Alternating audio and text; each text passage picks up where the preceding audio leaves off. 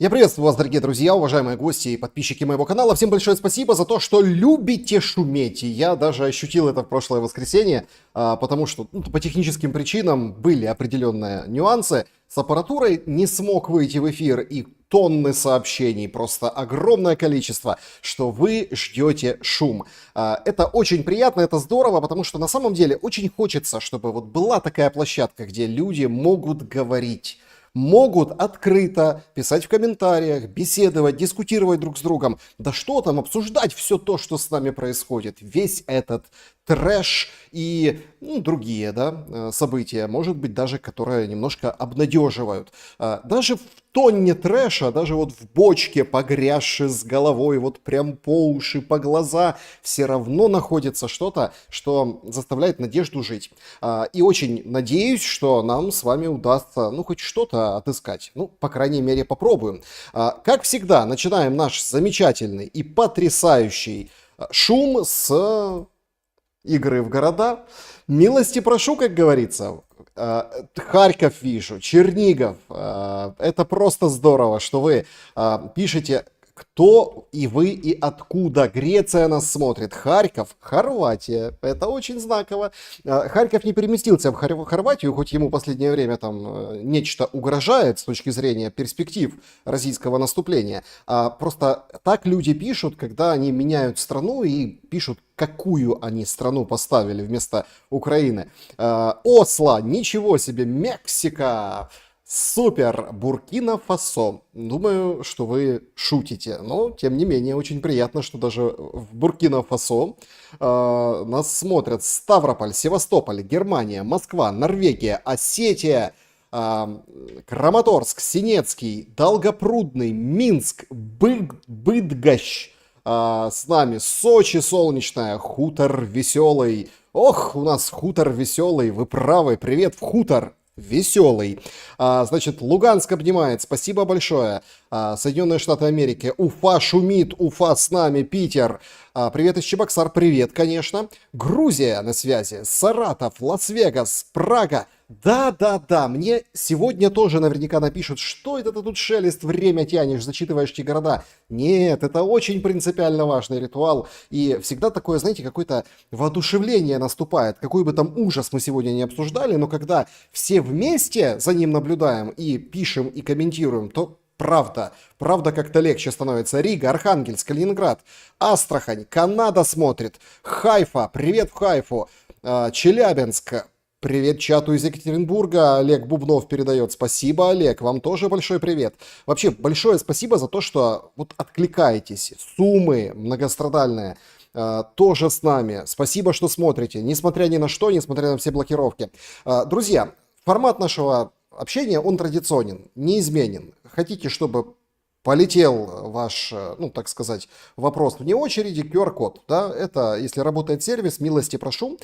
Спасибо большое всем, кто пользуется суперчатом, суперстикерами, это тоже, если работает эта функция, тоже помогает каналу, и мне лично, чего тут греха скрывать, благодаря вам, собственно, можно и оставаться независимым в оценках того или иного ужаса, который происходит, или тех хороших вещей, недооцененных, которые надо оценить, поэтому спасибо огромное. Начнем с опросом закончим, потом пообщаемся с клубом зрителей в Телеграм и, конечно, с чатом трансляции, а он замечательный. Слушайте, из Ташкента, из Караганды привет, из Казани, Алушты, Дубровник с нами. Всем привет из Ставрополья, Суоми, Где Ляшко? Тут, как где Ляшко? Воюет, да, воюет на фронтах. Значит, всем привет из Берлина, спасибо большое. Кишинев, привет. Бахмут, вы оттуда? Или нет? Вот Иван Кудря пишет, Лисичанск тебя помнит. Я тоже помню Лисичанск. Спасибо большое. Значит, Киев смотрит. Где Порошенко? Где Ляшко, где Порошенко? Опрос, друзья. Смотрите, еще раз, очень важно. Вот это просто варианты ответа. Вы выберете тот, который вам ближе. Значит, мы тоже будем обсуждать сегодня вот эти все украинские мансы по поводу а что, а как, меморандум, да, о котором заговорил Путин, а Зеленский не отверг. Мы, говорит, почитаем, что русские предложат. А русские почитают, что вы предложите. Об этом договорились в Стамбуле. То есть, вот что в него может войти? Может войти все. может войти ничего, может войти в мирное соглашение, но мирные соглашения будут частью вот этого меморандума, потому что это нужно как крючок, чтобы не соскочил никто. Ну, из тех, кто любит длинные минские процессы, или договориться о чем-то в общем, да, чтобы ничего не выполнять. Это мы понимаем, про какую сторону идет речь. Так вот, этот меморандум сейчас нарабатывают, а потом сверят, соединят и да. То есть все пункты выбрать нельзя, выберите один, который вам, ну, ближе, что ли, да? Какой из перечисленных пунктов, по вашему мнению, должен быть в меморандуме о мирных переговорах? Ну вот точно должен быть, вот вы так считаете, что этот пункт должен быть. Запрет на отмену русского языка в Украине, да, то есть вот эти все проблемы, о которых тоже сегодня пошумим, это один пункт. Свободная деятельность УПЦ, ну то есть Украинской Православной Церкви, как вариант. Запрет на бусификацию, принудительную мобилизацию, вот то, что разворачивается по стране и цветет буйным цветом неимоверным количеством видео и сообщений из разных уголков страны. Или запрет на военную помощь Запада, что принципиально является для, ну это тоже называлось в условиях Кремля предварительных, да, но мы не знаем, что там сейчас в меморандуме, вот должен быть этот пункт или нет. Что вы считаете главным, важным лично для себя, пожалуйста, голосуйте, мы получили 2800 голосов, в конце подведем обязательно итоги этого голосования. Значит, что принципиально важно сказать в этой связи? Меморандум как проект, да, вот этого решения, вот пишет, только у меня нету звука. Не знаю, ребята, звук есть или нет? Подскажите, пожалуйста. Нет, звук есть, все в порядке, не пугайте. Но за донат спасибо. Значит, что касается вот этого, скажем так, проекта меморандума, почему выбрали такой путь? Ну, для Трампа выбрали, для Трампа. Потому что Трамп хотел договариваться обо всем и сразу. Зеленский хотел договариваться только о перемирии каком-то длительном и, понятное дело, не исключающем военных поставок, бусификации, мобилизации всего живого и подготовки, передышки, перегруппировки. Это просто на поверхности, тут не надо быть великим аналитиком или стратегом. Но как бы Путин пошел по вот этому пути, да, то есть по пути меморандума, согласовал этот путь с Трампом, и сейчас у нас очень интересная ситуация. После звонка вчерашнего Трампа Путину были созвоны и с другими лидерами, ну, Зеленскому, конечно, звонили аж 2 раза. Причем вы заметили, как там 2 часа 5 минут говорили.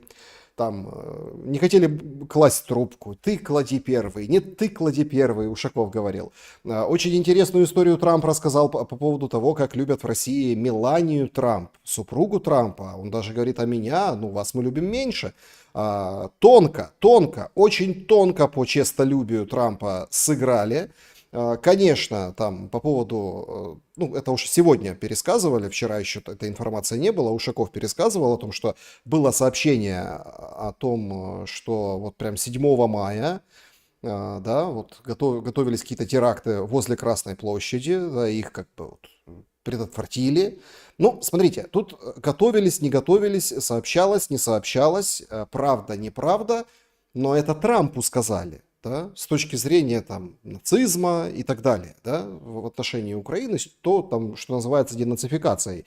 Видимо, за эти 2 часа все-таки очень бурно все обсудили и прошлись по всем пунктам и требованиям России. Рубио, конечно, выдал сегодня жесткую, лютую такую базу. Говорит, проблема в том, что Россия еще не получила то, что она претендует, а на то, на что она претендует дальше, она, в общем-то, права не имеет. Но Украина не может то, чего она хочет, добиться военным путем. Вот и вот весь ступор ситуации. То есть ни туда и ни сюда.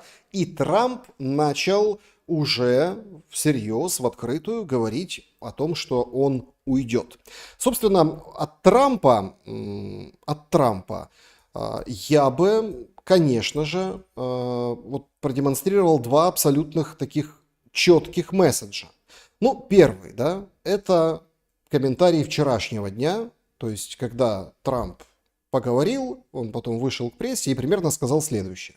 Я думаю, щось станеться. Тут замішані дуже великі его.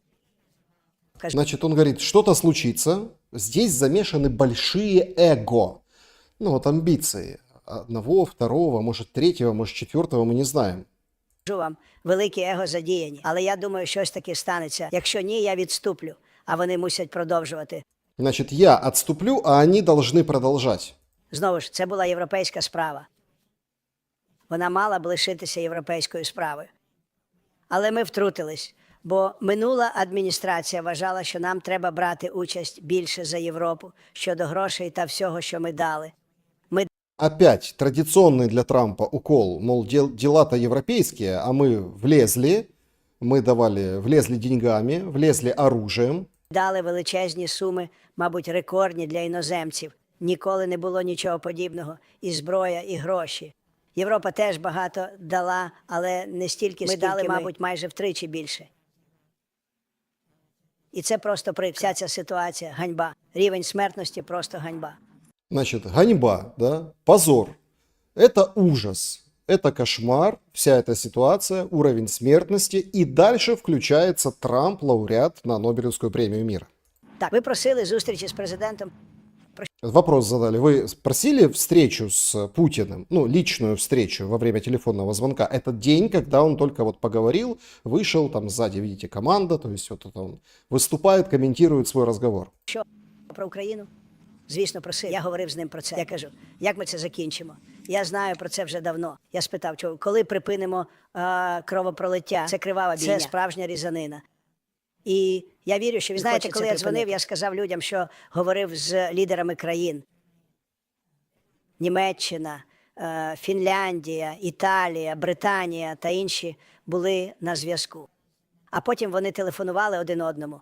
Там була Урсула з Євросоюзу. Вона була чудова.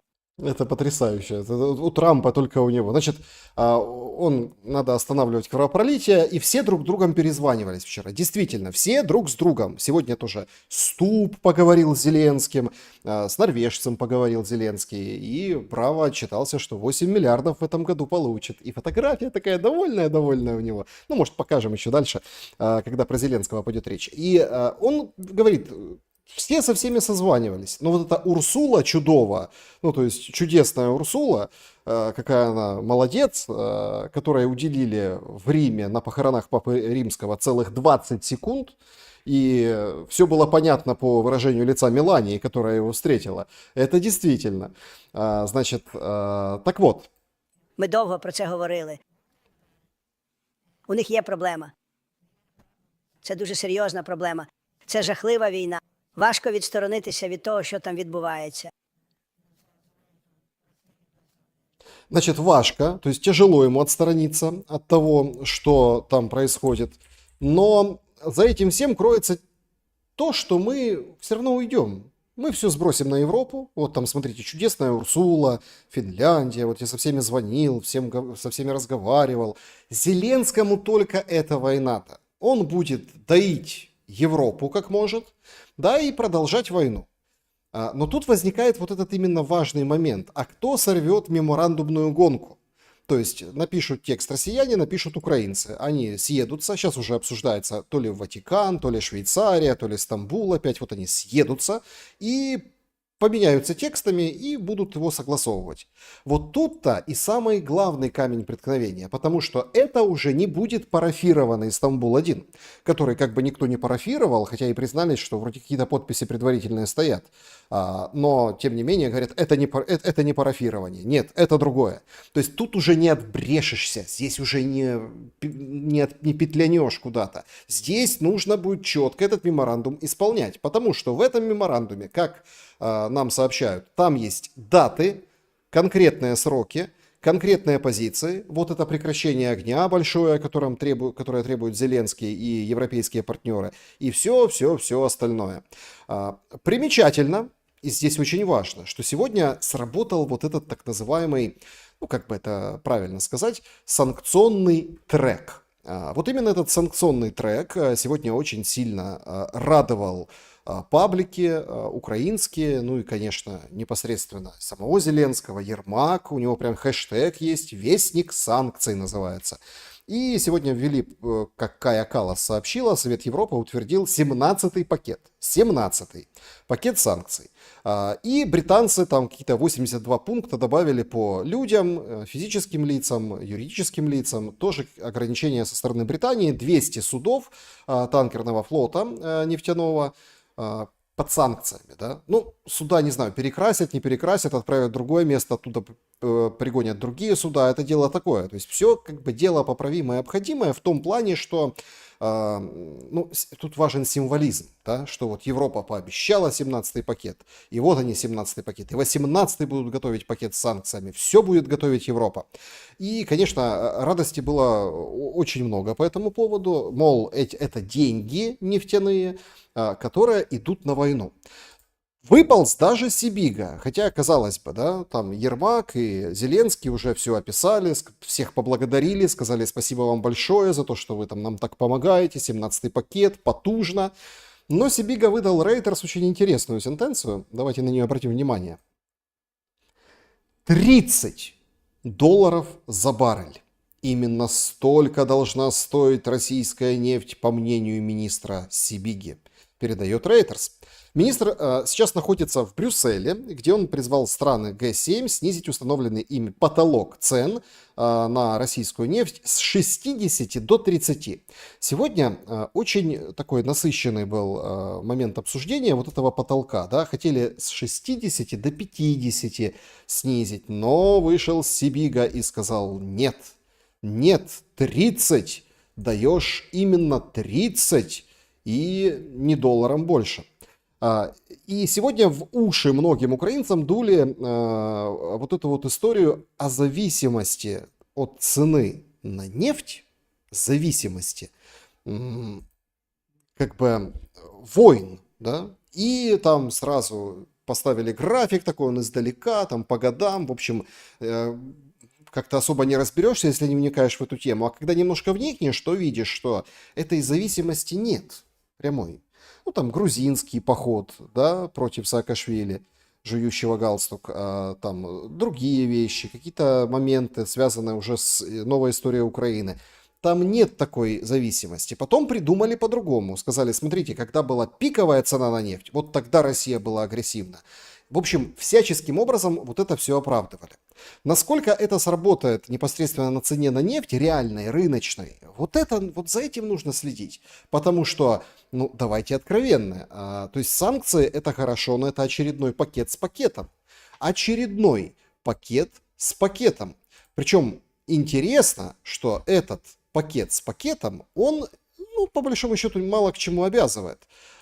И это прям действительно интересно и интригующе. Ну, что значит санкции новые? Америка не вводит санкции. И Трампу, да, когда он выходил, опять говорит, а чё ж вы, как вы рассматриваете? Он ответил, знаете, как в духе «отстань». Он там сегодня того журналиста обидел, он говорит, откуда вы, он там назвал свое издание, говорит, вообще не понимаю, что это такое, найдите себе нормальную работу, проваливайте. Ну, в таком духе отвечает Трамп. Так он в таком духе и ответил на этот вопрос. Говорит, мы много чего рассматриваем, а вот будем ли применять, посмотрим. Ну, то есть он ушел от ответа и сказал, нет, Америка санкции не вводит, то есть не поддержит своими санкциями. Конечно, не поддержит, потому что Россия же не отказалась от мирного трека, это раз. А во-вторых, Трамп сегодня тоже писал о том, что большая перспектива, большая, там, не знаю, работа экономическая у них намечена с Российской Федерацией. И это заставляет задуматься. Что ж эта работа, как она будет перекликаться с вот этой там сделкой о недрах, которые так все подписали под шумок потихоньку, окончательно ратифицировали, подтвердили, но пока вроде как не запущен этот процесс или молча запущен. В общем, никто не вспоминает, как о каком-то факторе. Все говорят о санкциях, но без Америки. Санкции без Америки – это очень такая странная история. Но Трамп сегодня комментирует вчерашний разговор с Путиным. И вот что говорит. Ми були посміховиськом, абсолютним посміховиськом, але більше ним не є. І, знаєте, я розмовляв, як я сказав, з президентом Путіним 2,5 години. Це було сприйнято дуже серйозно. Ми не подобається те, що відбувається. Нам не подобається, що ми повинні були бути залучені. Це б ніколи не сталося. Але нас знову поважають як країну. Вот, понимаете? ты позвонил мне, но сделал это без уважения. А тут с уважением. Нас опять уважают как страну за вот эти неколлективные решения. Открыл, ну это сегодня у него, у Рубио был в Конгрессе такой марш дебатов, да, там сенаторы, конгрессмены, в общем, там на нее нападала одна демократка, говорит, что ж ты вот это Рубио не отдаешь, давай Украину заваливай оружием, что вы делаете вообще с Украиной? Демократка. Кстати, очень интересный материал сегодня вышел в Economist, там крах демократической партии. Там вот этот ослик их на обложке изображен, грустный. В общем, все очень грустно. Параллельным курсом развивается скандал вокруг рака Байдена. Прям скандал, потому что о нем стало известно, но эксперты начали проводить, ну, такую как бы поверхностную экспертизу сообщения о том, что у него рак простаты, и говорят, что, ребята, то есть эта стадия, эта болезнь, она не развивается за месяц или день. Это точно была болезнь, не знают, как выявлена, не выявлена. Ну, в общем, тут спор идет какой. В общем, жену Байдена, бывшую первую леди, обвиняют в том, что она как бы знала, а сам ли Байден знал или не знал, никто не знает. Да и сам Байден не знает, знал он или не знал. Он в таком состоянии, в таком возрасте, который там, ну, даже если его спросить, он вряд ли что вразумительно ответит по этому поводу. В общем, сначала была жуткая поддержка, все поддержали, да, когда эта новость там вчера-позавчера проявилась. А сейчас начали немножко, ну, там, с понедельника, как говорится, да, немножко начали разбираться. Подождите, так это что, прошлый срок руководил раковый больной такой страной, как Америка? То есть мало того, что когнитивные функции, ну, это мы помним, да, еще там с тех лет, когда он там, в прошлом году это все было, так еще и как бы смертельно больной человек. То есть это серьезнейший вызов, это серьезнейшая история. И тут Трамп говорит такое: нас опять начали уважать. Это очень важный месседж. Рубио, он сегодня от всех отбивался, он сказал, что, значит, мы помощь поставляем Украине по пакетам вот этого Байдена, ракового больного, но мы новую не согласовали и согласовывать не собираемся. Это тоже очень важный сигнал. Но еще более ярко он высказался вчера там на ужине. Я говорю людям, что у нас президент мира. Один из кардиналов, с которым я встречался за день до инаугурационной мессы Папы Римского, сказал мне: для нас сложилась очень непривычная ситуация. У нас есть американский президент, который хочет мира, а есть некоторые европейцы, которые постоянно говорят о связанных с войной действиях. То есть мир в их голове теперь перевернулся. Обычно ситуация складывается наоборот. У кардиналов перевернулся мир, потому что Америка говорит о том, что нужно достигать завершения войны, а Европа говорит о том, что не надо завершать, давайте, милитаристская риторика, санкции из ада, новые поставки, финансирование, давайте поможем, давайте вот все, добьем Россию. Очень примечательный был момент, западная пресса писала, когда Трамп говорил со Стубом, это президент Финляндии, Стуб его, ну опять-таки там, это все пересказки журналистов, может быть оклеветали господина Стуба, этого веселого человека с такими зубами при улыбке, в очках, такой вот, колоритный человек. Значит, он доказывал, что Россия слаба как никогда, и нужно только вот буквально додавить, и она развалится, и, мол, что ж вы делаете, зачем вы как бы потакаете, они слабые, сейчас мы всем миром, все вместе навалимся. На что Трамп ему тоже как бы так тихонько, красиво умыл, ушел от этого всего и сказал, мол, давай, он разберется сам. Ну, это пересказки западной прессы. Не знаю, насколько они релевантны, но, по крайней мере, об этом так писали. Что интересно, при всем при этом Трамп все равно держит марку, держит лицо. Рубио говорит о важном. Европа хочет войны, США хочет мира. Мира, как заявляют в последнее время, хотят и в Украине, и в России, что примечательно.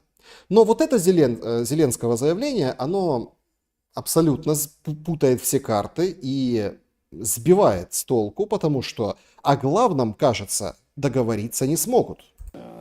Статус України є статус, він в Конституції України. Там все написано. Якщо є у вас час, я впевнений, що Конституцію, до речі, ви знаєте, але якщо буде час, трішки можна почитати і українською. Это ответ по поводу статуса Украины как нейтрального государства. Ключевой вопрос. Вообще, в принципе, ключевой вопрос войны и требования Российской Федерации по отношению к Украине, который тоже вписан был в Стамбул-1, и даже сам факт того, что Стамбул как бы продолжился, и Стамбул-2 продолжение Стамбула-1, Зеленским нивелирован. Причем сделан так с улыбкой, сделан так расслабленно, сделан, ну так, немножко манерно, картинно. То есть мы понимаем, что Украина будет продолжать отстаивать вот этот статус, так, не знаю, ходока в НАТО. Да? Вот этого ходока в НАТО они будут отстаивать и дальше. Что, в принципе, делает Стамбул и вот эти все меморандумы, ну, вообще невозможные вещи. Примечательно, что это подхватили и понесли дальше. Сегодня, кстати, интересный день. Ну, мы поговорим дальше немного про инаугурацию президента Зеленского. Далекие 6 лет назад. Есть что вспомнить, есть что обсудить. Поговорим, естественно, да, и о том, что, как вот сейчас говорит, что тогда говорил, что сейчас. Зеленский. И Гончаренко записал видео тоже в такой проходке, перемешку. Хотел показывать, но меня просили, писали в комментариях, там, вот этот товарищ Кошевой, да, который сейчас переквалифицировался в политинформатора, политконсультанта, он, в общем, сказал, страшный инсайт у меня есть, я никуда не вхож, но это вам скажу. Короче, обозвал Гончаренко нехорошим человеком. За то, что он вспомнил и сравнил, да, те его слова, когда мы там должны были быть испанцами, там, в футболе, ну и так далее, там, да, швейцарцами в общении, в общем, немцами в технологиях, ну, в общем, японцами в технологиях. Он говорит, что у нас как бы Зимбабве и КНДР, да, то есть вместо этого всего. И вот Гончаренко, сегодня вышло его интервью, он как бы вот говорит по поводу всех этих стамбульских вещей, договоренностей и возобновления Стамбула, очень неожиданно трезвые вещи. Давайте послушаем. Був момент, коли ми могли на цих умовах, які я говорю, легко домовити з росіянами. Це коли? Це до по контрнаступу. До контрнаступления речь идет о 23-м годе, когда из каждого утюга все кричали: сейчас мы пойдем в контрнаступ, сейчас вот это вот все, на работе на туда.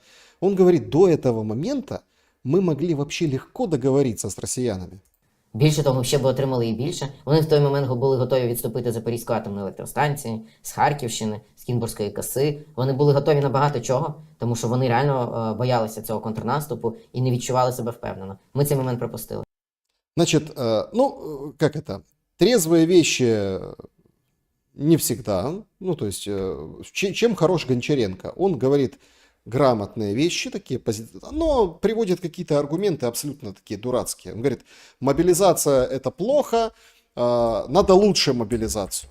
То есть лучше и правильнее. То есть там надо демобилизация, чтобы была. То есть вот вы делаете так, но неправильно, давайте сделаем по-другому. Вот сейчас он тоже говорит, в принципе, момент был 23-й год до контрнаступления, но, в общем, тогда они готовы были отдать нам все, лишь бы мы не ходили в это контрнаступление, потому что испугались. Но это такая аргументация. Проблема в аргументациях. Посыл-то правильный. До этого контрнаступления и разогреть вот тогда, когда рыли линию Суровикина, когда вот другая была абсолютно ситуация. И тогда тоже люди говорили, что возможен был бы мир, да, то есть тогда была осень, да, 22-го, и в принципе на весну 23-го тоже вот были разговоры, что нужно, может, заканчивать. Смотрите, вот мы всего тут добились, как-то вот будем, россияне отступят, мы там что-то сделаем. И у нас был такой страшный такой подъем, потому что перли сюда технику всю на свете, а Бог его знает, что там за технику и сколько перли. То есть вот тогда надо было договариваться, и условия были бы лучше. А сейчас? А что сейчас? А сейчас хуже. Но очень ярко демонстрирует вообще позиционирование Зеленского. Вообще, чего Украина хочет от этого? Дипломат Зеркаль. Ладно, Зеркаль. Говорит просто необыкновенные вещи. Я не думаю, що у нас так стоїть питання, що територія – це наш red flags. Значит, она не думает, ну это дипломатический ход, что перед Украиной стоит вопрос, что территория — это вот наша красная линия. Не территории, это бог с ними, эти территории. Там, договоримся, отдадим или там не признаем, но де-факто признаем. Проблема глубже. Я дійсно думаю, що для нас Red Flags існують в розумінні збереження державності. О, государственность нужно сохранить. А что такое государственность? Державність не може бути збережена, якщо нам будуть насувати російську церкву і російську мову. І нам треба зберігати армію. Какая государственность? Если нам будут навязывать русский язык, если нам будут русскую церковь навязывать, еще и там надо армию сохранить. Це і є три наші ключові фактори. И с собой смешно. Я вот не могу понять, они говорят о таких серьезных вещах и ржут. Что Зеленский вот это, ой, почитайте Конституцию. Вот это Лана Зеркаль, да, это же, ну, как это известный человек, специалист в дипломатических кругах, она очень грамотной была, да, вот это. И вот она вот выдала эту историю и ржет, аж усмехается. Headlines. Армія, мова, віра.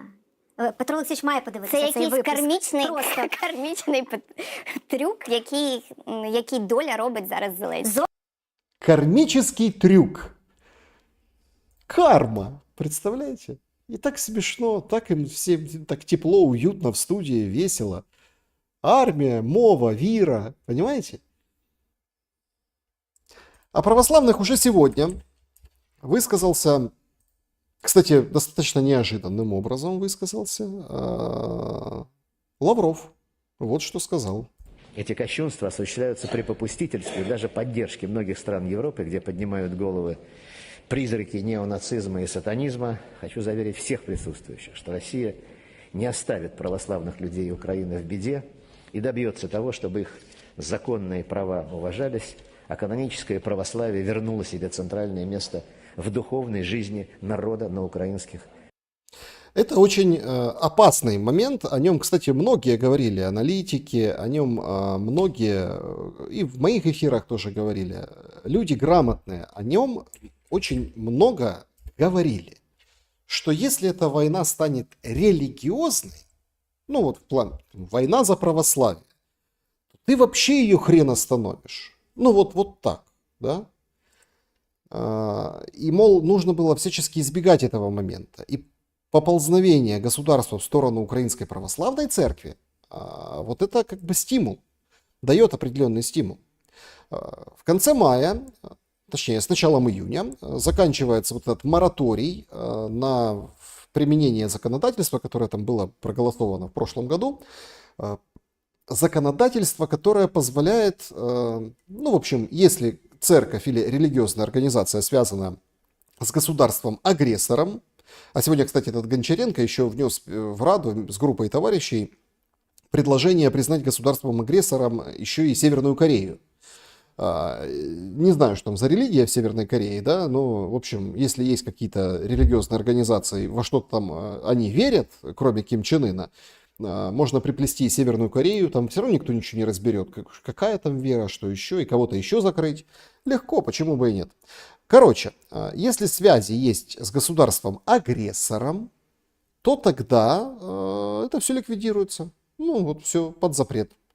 Это как бы приняли и долго говорили, да нет, это вот не касается, это на будущее, никто украинскую православную церковь трогать не будет, она же украинская православная церковь, по документам все зарегистрировано в Украине, она независима от РПЦ. Какие-то духовные вещи, но это дело вообще 5-10, Варфоломей он тоже поминает патриарха Кирилла, когда служит там у себя совместные какие-то службы. Но тем не менее это очень опасный момент. И вот это высказывание Лаврова, оно, конечно, вот насторожило. Сегодня еще, кстати, там Медведев высказывался. Ну, смотрите, Медведев, конечно, говорит, что это последний шанс для Украины на вообще сохранение хоть какой-то государственности. Иначе будет другой путь. Ну, другой путь — это, в общем, уничтожение государственности Украины. Да, понятно. То есть вот этим шансом надо воспользоваться. Но, судя по Лаврову, тема религиозная и тема православия тоже будет фигурировать вот в этом меморандуме и потом в мирных соглашениях. То есть это так просто не оставят. И наверняка это подымалось и в Стамбуле. По поводу Стамбула, конечно, очень, скажем, меняется отношение. Вчера Зеленский собрал какую-то группу, ну, участников Стамбула, плюс Ермак Сибига, понятно, да? И он объявил о том, что будет создана, ну, некая постоянная переговорная группа с россиянами, какая-то расширенная, национальная, в общем, которая будет постоянно с ними переговариваться. Ну, как бы он объявил и объявил, а кто там в этой группе, какие переговоры, все ждут там следующей встречи. Было сообщение еще, но опять-таки может подтвердиться, может не подтвердиться, что на этой неделе будут созваниваться по видеосвязи, почему бы и нет, и будут обсуждать там дальнейшие шаги, я так понимаю, по поводу согласованного меморандума. Примечательно, что вокруг этого Стамбула уже сейчас определенным образом ломаются копья. Вот буквально несколько там часов назад у меня в эфире Мосейчук давал инсайды. То, что представлялось великой победой, а это обмен 1000 на 1000, ну 1000 на 1000, 2000 человек вернутся домой. И это, безусловно, все говорят, что это хорошо, и правильно говорят, это замечательно. Но как-то сложно набираются. Мосейчук утверждает, что это вообще просто вот так раз и все. То есть это списки все будут русские формировать. То есть кого они отдадут, не мы будем выбирать, как это обычно было, да, там, например, азовцев, еще там кого-то, вот этих, которые сидели в Мариуполе, в Азовстале, и их говорили, что мы не сдадим Мариуполь. Помните вот этот посыл, что... А потом сказали extraction.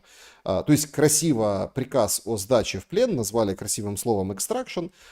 Позже был какой-то такой финт Эрдогана, когда ему отправили вроде как командиров, имеется в виду командиров азовцев, к нему в Турцию до завершения конфликта, но потом, видимо, поняли, что конфликт не завершится быстро, и, в общем, отправили их потом домой, и Зеленский с ними катался там, во Львов ездил, показывал всем, что вот смотрите, я обещал, я их достал. То, ну вот, если верить Мосейчуку и его источникам, то будут, собственно, выбирать россияне. Что происходит у нас? У нас другая история. У нас на этом треке ходят упорные слухи о том, что, ну, в общем, нам отдадут гражданских. Там какая сейчас, это правозащитник Хельсинской группы в эфире украинского телевидения сказал, что 20 тысяч военных, 10 гражданских находятся в Российской Федерации. Соответственно, там 30 тысяч, 1000 это вот такой процент. Сколько у нас, непонятно, мол, информация закрыта и вообще не. Ну, все понимают, что меньше. И поэтому там под шумок, да, вот у нас там по тюрьмам, по СИЗО собирают вроде как согласие людей, сидящим за госизмену и за прочие, скажем так, повинности, тем же батюшкам, тем же там настоятелям, там, например, Лавры Святогорской, да, еще каким-то, скажем, ну, саном поменьше, настоятелям других церквей просто, да, кого задержали, кого приняли, пофотографировали, что у них там литература на русском языке, и вообще они предатели, и рубли у них вот находят, или какие-то там, не знаю, литературу какого-то непонятного нулевых годов, о том, что где там Путин изображен, что-то вот такое нам показывали всегда. Вот, в общем, эти ФСБшные попы, им тоже предлагают на обмен. Но тут проблема. Человек должен сам согласиться. То есть я согласен пойти на обмен и согласен. Не согласен, не пойдешь. Примечательно, что правозащитники и разные адвокаты, они говорили, что в принципе где-то так же, ну не в таких объемах, потому что таких больших обменов, конечно, 1000 на 1000 не было, вот все-таки опрашивали и раньше. Но кто какую ставку будет делать, пока непонятно. Вокруг Стамбула ходит много разных, как бы таких интересных историй. В общем, с этими переводчиками до конца, собственно, непонятно. Появилась информация, она обновилась с там, вчерашнего, позавчерашнего дня. Ну, вот этот сбежавший переводчик, который был в переговорной группе. В общем, а потом их стало 2, потом это переводчик и секретарь. Но эта информация не верифицируется, но ее, собственно, и некому верифицировать. Ну, по большому счету. Украинская делегация об этом, если это правда, никогда не скажет.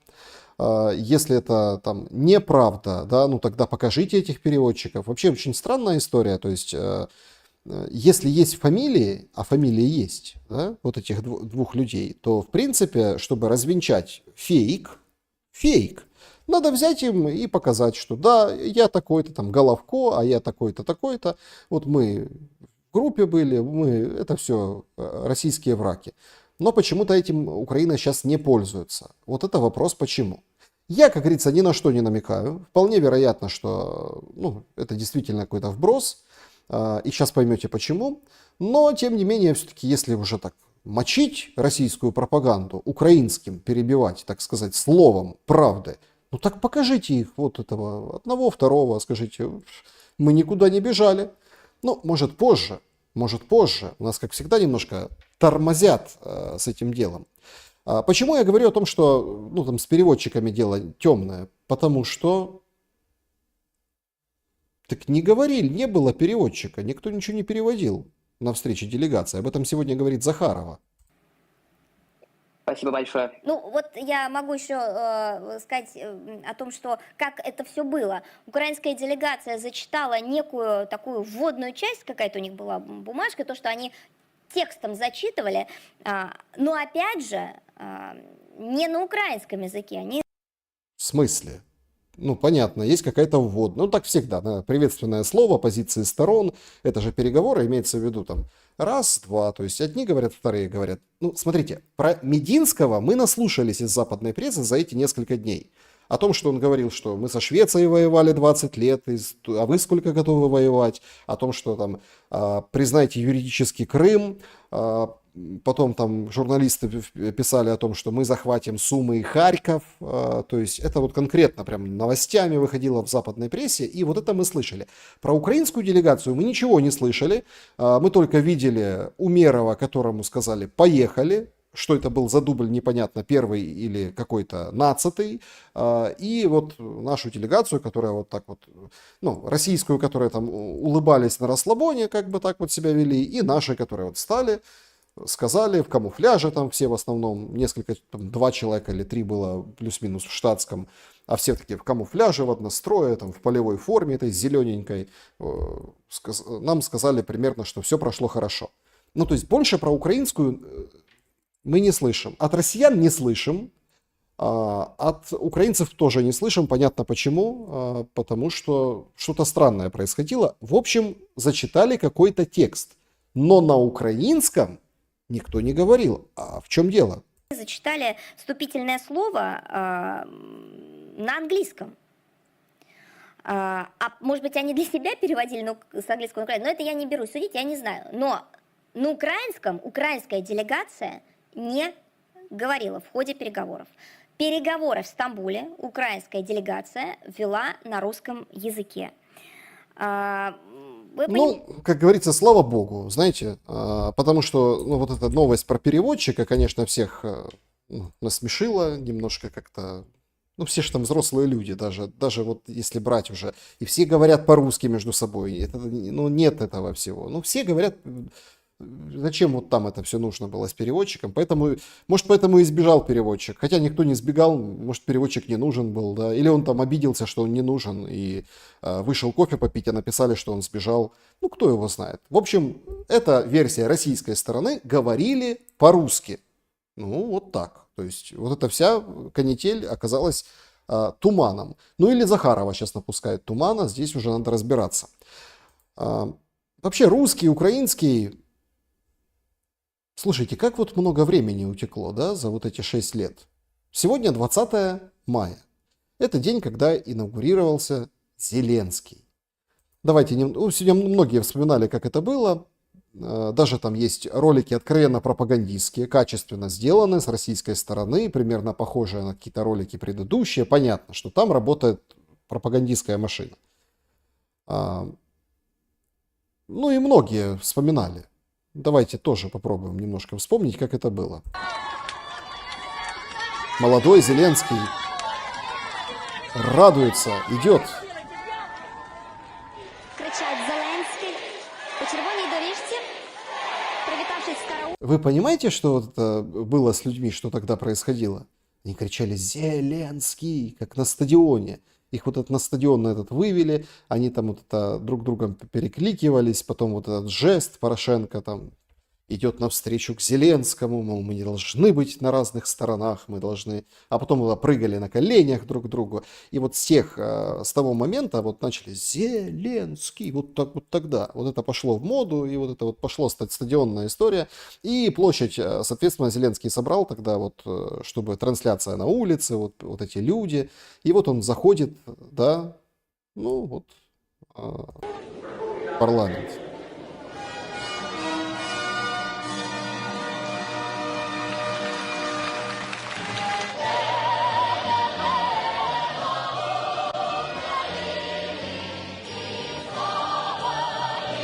Вот кто мог подумать тогда, да, что к этому все приведет?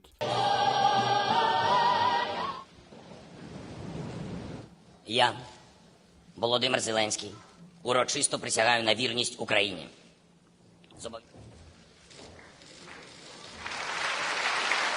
Ну, вот этот кадр, клятва, да, рука на Евангелие, клятва, булава. Смотрите, как радуется Порубий, Геращенко, которая сейчас там лютая политическая вражина или делает вид. Все очень радуются, торжественность момента. На этом заседании он потом выступит и распустит парламент, объявит выборы и зайдет большинство, его зеленое монобольшинство с зеленым принтером. Но, и причем формулировка такая интересная, парламенту доверяют 4%, поэтому пошли вон. Было время.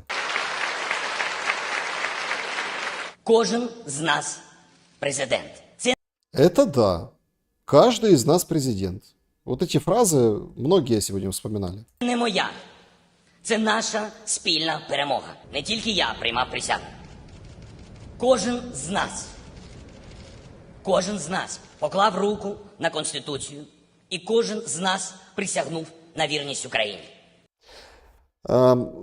Я помню вот эти ощущения, тоже там, в прямом эфире был на телевидении украинском, и действительно был такой подъем, момент торжественности.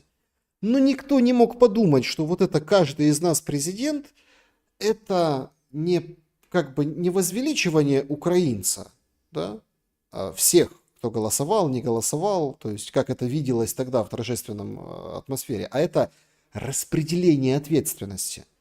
Я ни за что не отвечаю, а вот вы вот это вот так. Потом начались вот эти Теслы, он там ездил, там шаурму ел, купался в море, с Богданом там пытались первые атаки на Кличко, забрать Киев и влияние. Но тогда этого никто не понял, что это не я, это вот все, каждый из вас. Мы перенесемся в современность, мы это еще вспомним. Протягом свого життя я намагався робити все, щоб українці посміхались. Наступні 5 років я зроблю все, українці, щоб ви не плакали. Дякую. Бурные овации. Дякую, действительно. Столько слез украинцев я, не знаю, когда они были в таком количестве. Примечательно, что вообще-то нужно смотреть в какой-то динамике, да, вот в какой-то определенной динамике на Зеленского. Ровно через год, в этот же день, в 2020 году, там была пандемия ковид, это все там в свежем воздухе, все это, тут была пресс-конференция годовая, да? Значит, сейчас будет фрагмент видео, а там длиннее все, да? Оно как бы порезано, это видео Дианы Панченко, как она задает вопрос Зеленскому. И вы знаете, вот это очень важно, потому что я вот по ощущениям, даже там, когда попадалось, это пересматривал год назад, 2 года назад, 3 года назад, во время вот этих бурных событий. Вот эти мысли никто не улавливал. ви будете ще балотуватись, ви передумали на один термін? Я подумаю. Але І ми це- пам'ятаємо і вашу обіцянку, що це був- ви йдете на один Да, термін. да, як скажете, я піду на один рік. Ні, ми- Як скаже народ України. Я ж Значит, пойдешь на второй, это была сенсация, он не отрицал, что он может пойти на следующий срок, хотя обещал пойти на один, и вот это все. Как народ скажет, как люди скажут, как люди. питаю, чи ви передумали чи ні. Я думаю, що будь-який президент, який має відсоток 10, 15 чи 16 на початок будь-якої кампанії передвиборчої, якщо він має саме такий відсоток, не має права йти в президенти України. Просто Вот это уже очень интересный момент. Это то, как его научили политтехнологи. Значит, если у тебя низкий рейтинг, 15-16, то ты не имеешь права идти вообще баллотироваться. Давай нормально, то есть если у тебя там больше, там 30, там и плюс, или 40, тогда да, тогда можешь. Тогда ты имеешь право. А так, если у тебя низкий рейтинг, то ты не имеешь права. не має права, тому що це значить одне, суспільство його не підтримує. Я йду на один термін, я як казав, я бачу, що робота складна. Очень тяжелая работа была. Очень тяжелая работа. Ну, действительно, слушайте, вот тогда, 20-й год, вот эта пандемия, ужас с этими масками, летали в эпицентр, грузили, там, Кирилл Тимошенко был, там, занимался, всем маски, потом оказывались они на прилавках. Ну, помним, какая была истерика. Действительно сложная. Ніхто спасибі не скаже. Свого часу ви створили фільм, який полюбили мільйони українців, фільм «Слуга народу».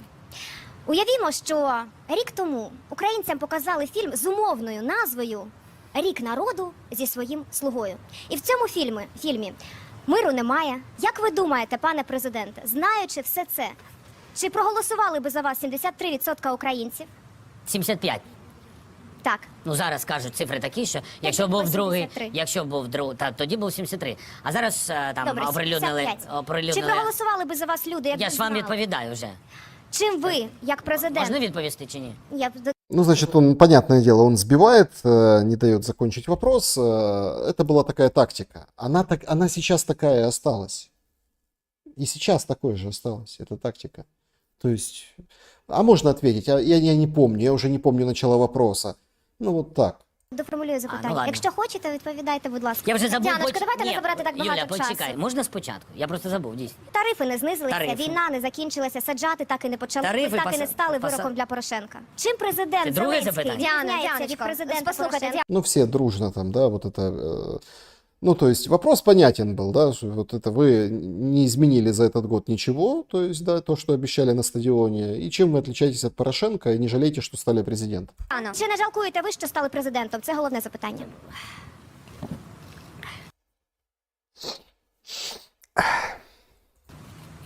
Запитання було, І я вам чи ви не жалкуєте, Так, я що ж вам- стали президентом? я ж пам'ятаю, І чим я ви й- відрізняєтесь від Порошенка?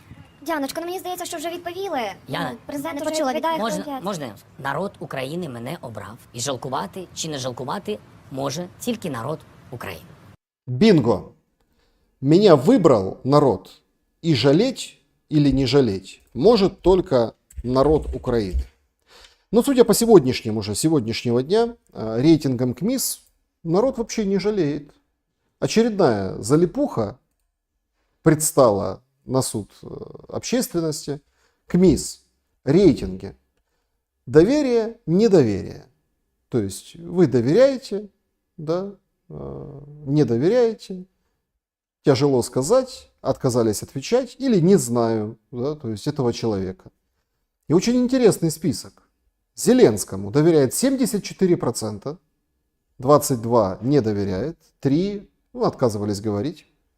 Ну и тут поехали. Притула 50% доверия, Кличко 43%, Гончаренко Алексей, он такой, милашка такой, говорит, публикует этот рейтинг, говорит, спасибо вам, мои подписчики, почитатели, там, спасибо.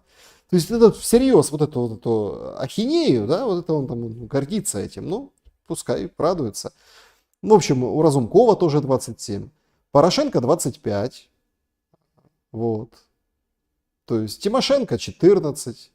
И тут интересно, Арестович 7, и 79 не доверяют. Бойко 7, и 72 не доверяют. И Мураев появился с 6%, 47 ему не доверяют. Ну и не знают, конечно, очень многие. Мураева 43%. Ну вот как-то так. Вот такой рейтинг. Возникает очень понятный вопрос. Если вот такой рейтинг, если все настолько хорошо, то почему не пойти на выборы? Ну вот почему? Надо военное положение отменять. Опять-таки, ТЦК может помешать. По поводу ТЦК очень интересный момент.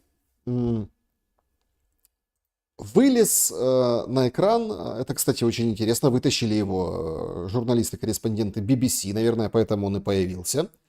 Значит, как бы альтер-эго или там, да, обратная сторона Кличко. Есть такой Тимур Ткаченко, он руководит Киевом, Киевской военно-гражданской администрацией.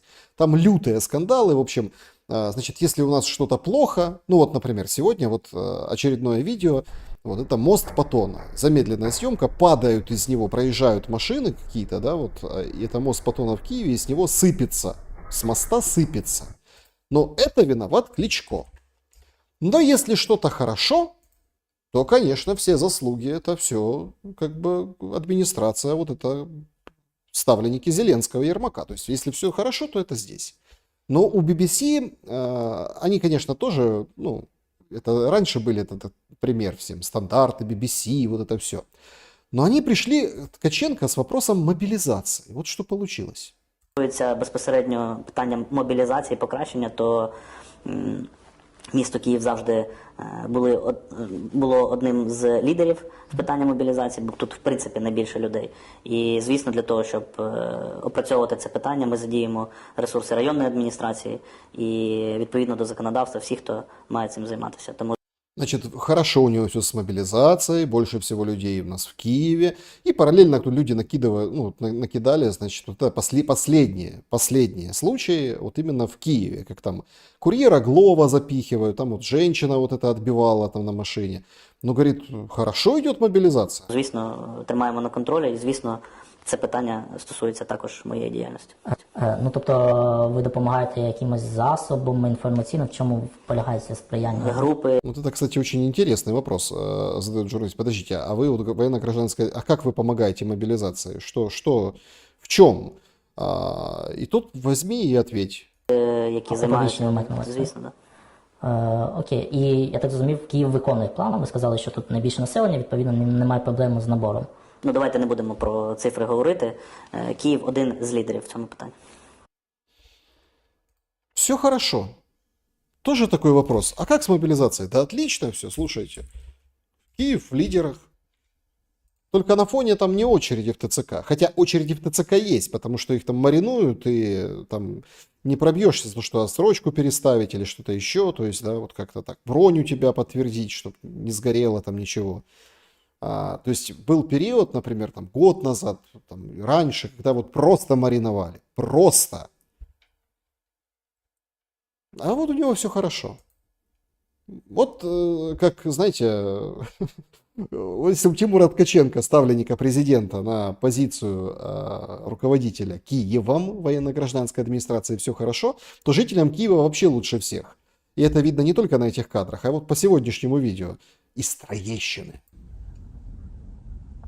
Значит, идет паренек в женских кроссах, в шортиках, в непонятном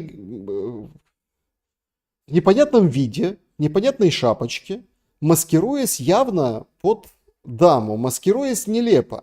И это не представитель какой-нибудь там, ну там, формации. Это человек просто решил выйти. Ах ти, від ТЦК ховається. С женской сумкой. Ну, так на Троещине сегодня увидели вот такого парня. Потому что с мобилизацией у Ткаченко все хорошо. Ну и там мы говорили по поводу обмена. Вот как вот относиться к этим людям? Вот эта вот женщина, она сидит в автомобиле и снимает вот это, да, видит этого парня.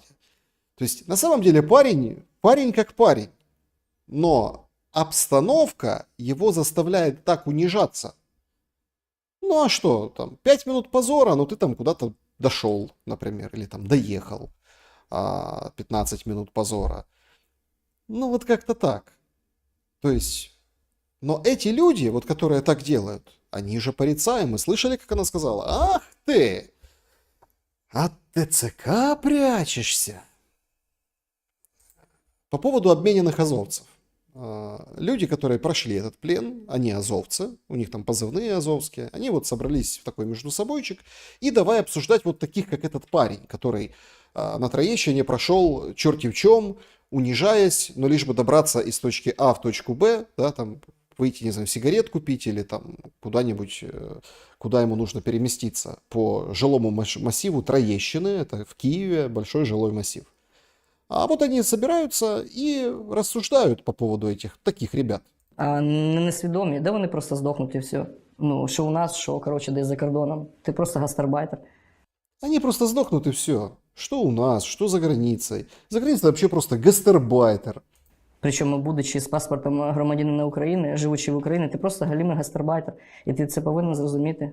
Що якщо ти для армії нічого не робиш в умовах війни, ну ти конь, який пашеш.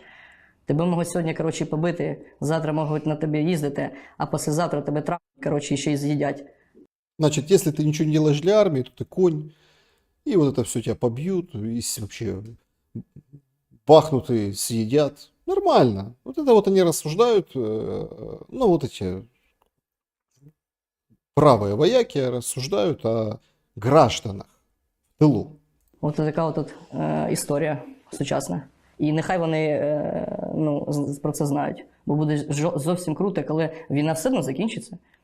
І армія в 5 мільйонів людей, яка там спочатку АТО воює по теперішній час. Значит, 5 миллионов человек, это с 2014 года по сегодняшнее время, это вся армия, она в тылы вернется. Ох, тогда всем будет. И как они сейчас, они тоже такие интересные, они этот сказал, они такие представили, и им так хорошо стало, сейчас все вернутся. Вона всі повернеться, і буде максимально прикольно. І ТЦКшникам, і мусорам, і всім. Я вам кажу, буде ой, як охеренно. Тому... Да. Буде жорстко, да. Є люди, а є, коротше, такі коні і гастарбайтери з паспортами, які досі не можуть приділитись, і які кажуть, що це не моя війна. На жаль. Значит, есть люди, а есть вот такие кони и гастарбайтеры, которые с паспортами говорят, что это не моя война. То есть ей 4-й год идет, вот они сидят, рассуждают, да? Ну и в конце выдает вообще просто потрясающую фразу. На двух стульях намагається. Да. Ну, прийде Росія, буде Росія. Виграє Україну, Україна. Вот и все. Нахер не потрібно. Поэтому это головы говяжьи, которые должны просто сдохнуть и все. Головы говяжьи, которые должны просто сдохнуть и все.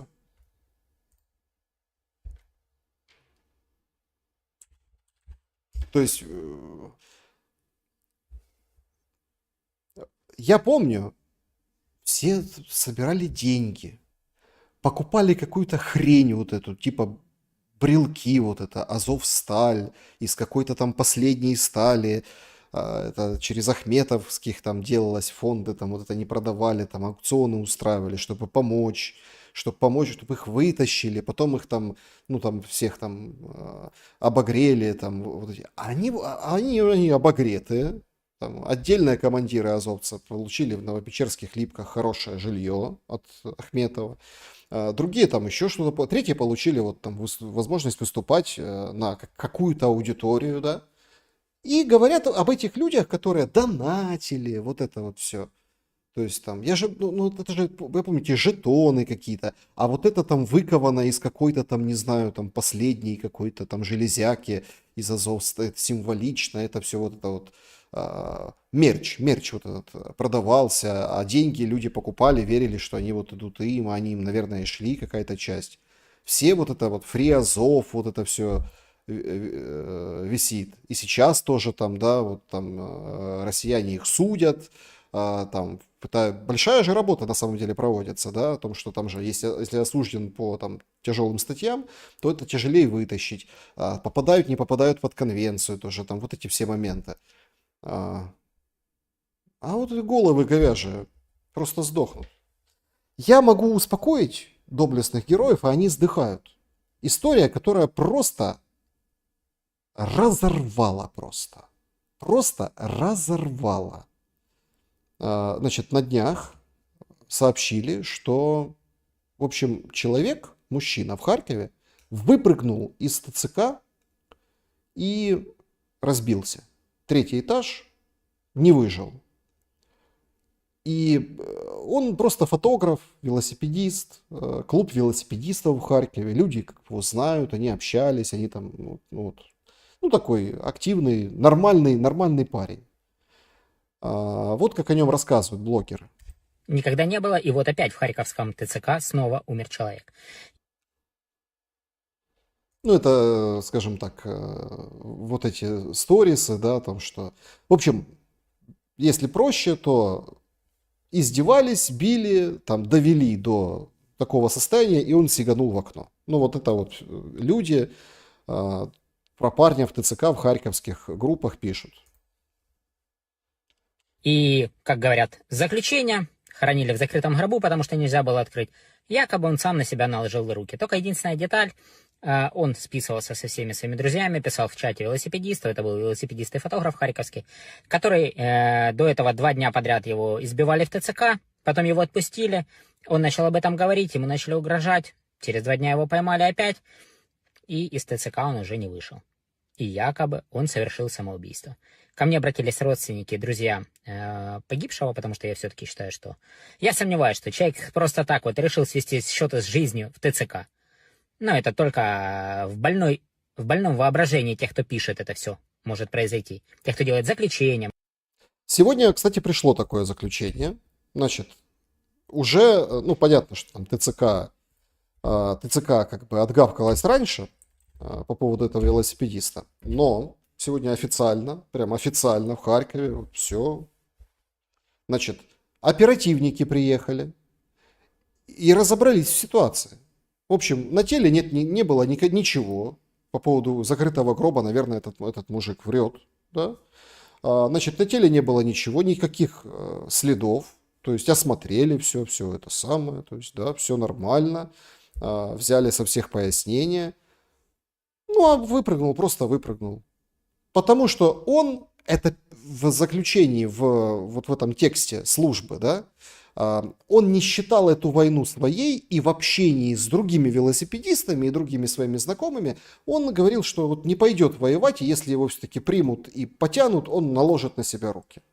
И они вот это вот считали, этот злой умысел, и поэтому сам с 3-го этажа сиганул нормально, разобрались. Дело закрыто, как говорится.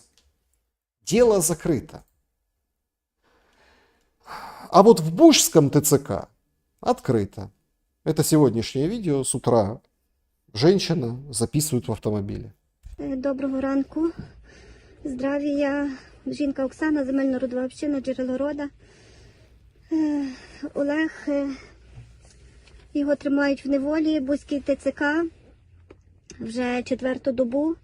Це вже перевищило ті норми, які тих 72 години. Його викрали, і він тут перебуває проти своєї волі.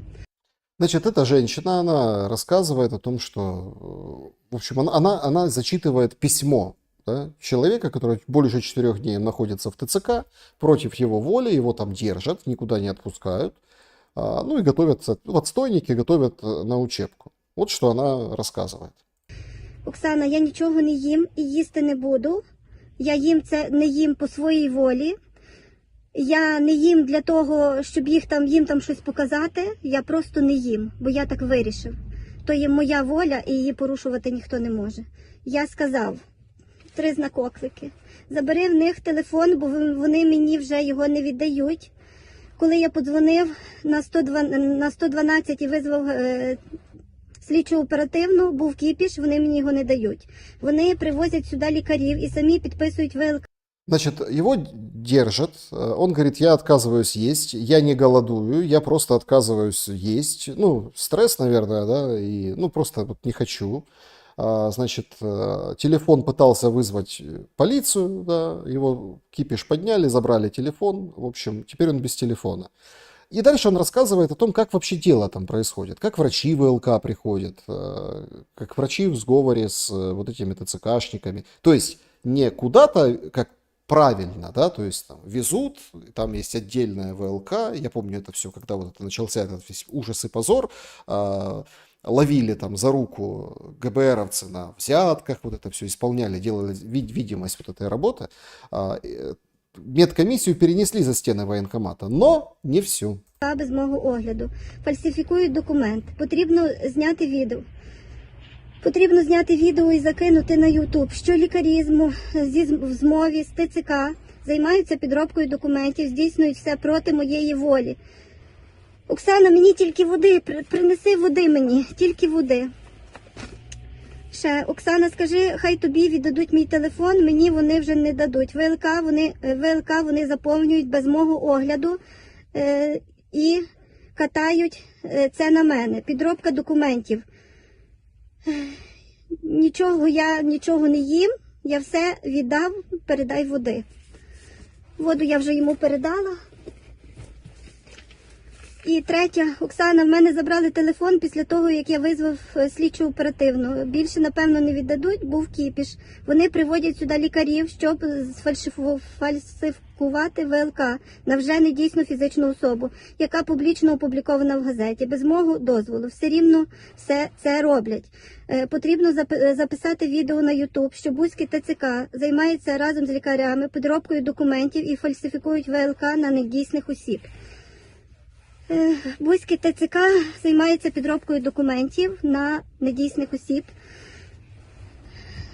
Лікарі Бузької лікарні також займаються підробкою документів. Також вони це здійснюють. Прошу максимального розголосу всіх живих людей, мужчин, жінок, общин.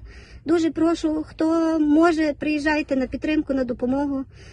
Буду дуже вдячна, щиро вам дякую. Миру та любові нам всім. Ну, мира и любови, конечно, нам всем немного. Ну, то есть, понятно. Берут имя на левого человека из газеты. Это вот, да, это она просто зачитывала 3. Вообще, это сам вот это вот дичь, да, вот это дичь. Это прям, ну, это прям заложники.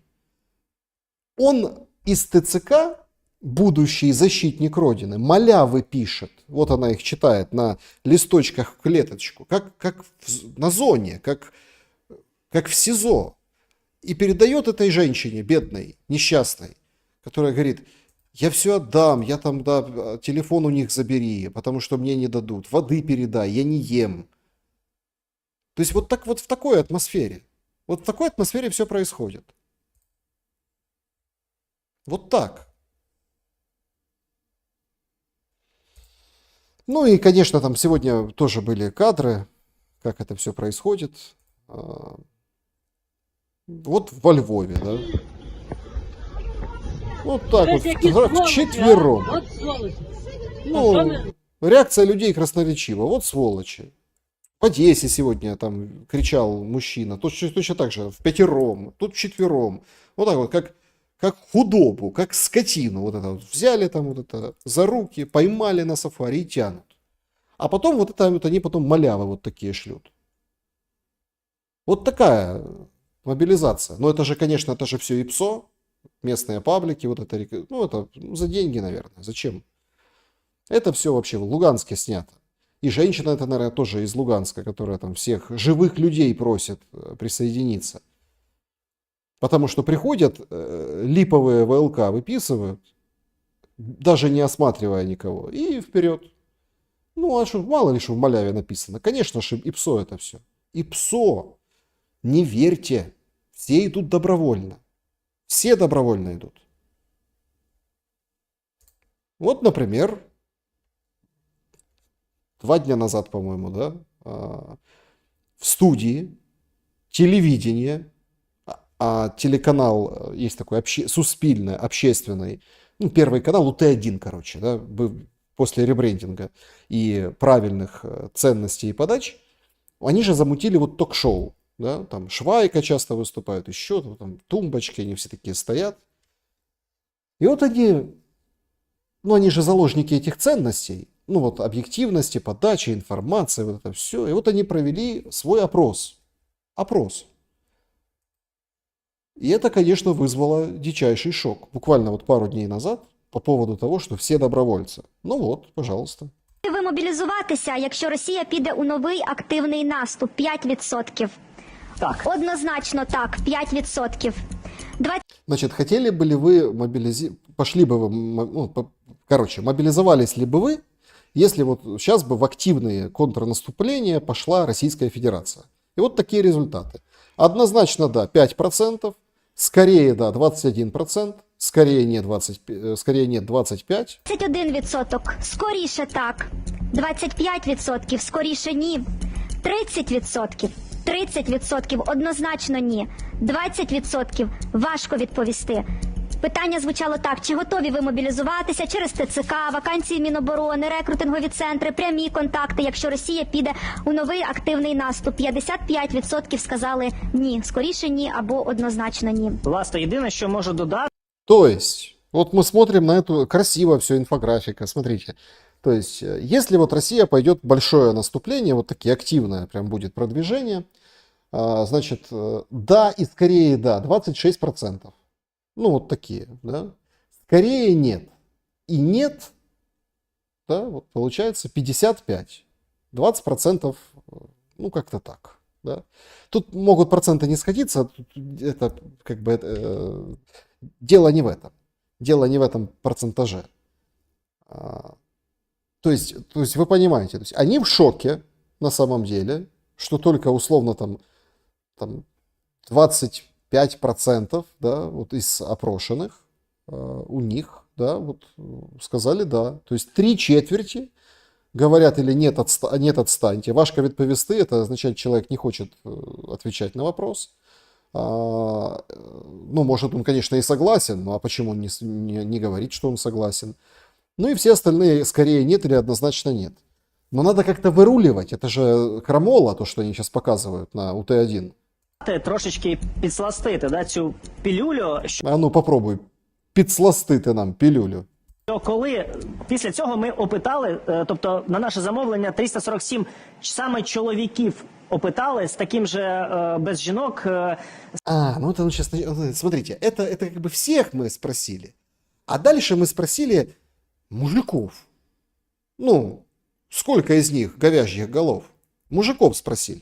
З таким же запитанням, чи готові ви мобілізуватися, якщо Росія піде у новий активний наступ. І оця сума негативна, тут 55%, в опитуванні тільки з чоловіками 18% відповіли скоріше ні, і 29% відповіли однозначно ні. Ну, то есть там минус 7%, там 1% минуса. То есть, смотрите, не так все страшно. 7%. Нормально. Ну вот, ну все равно много, но нормально. Тобто тут же відповідь була менше, ніж половина опитаних, 47%. І менш з тим, знову ж таки, у нас навіть була дискусія, чи варто це оприлюднювати, але зараз ми це зробили. И у них была дискуссия, а показывать ли этот результат или нет. То есть, вы понимаете, то есть полстраны воевать не хочет. Даже больше. Ну, там, 3/4 страны воевать не хочет. Среди мужиков немножко там легче по процентам там еще. Но все равно, не хотят воевать. А что такое? А мы вот не знаем, показывать нам это или не показывать. Конечно, не показывать. Спрячьте, съешьте эти распечатки и забудьте. Вы что? У нас все добровольцы, там говорит Зеленский. Это вот на украинском телевидении. Понимаете?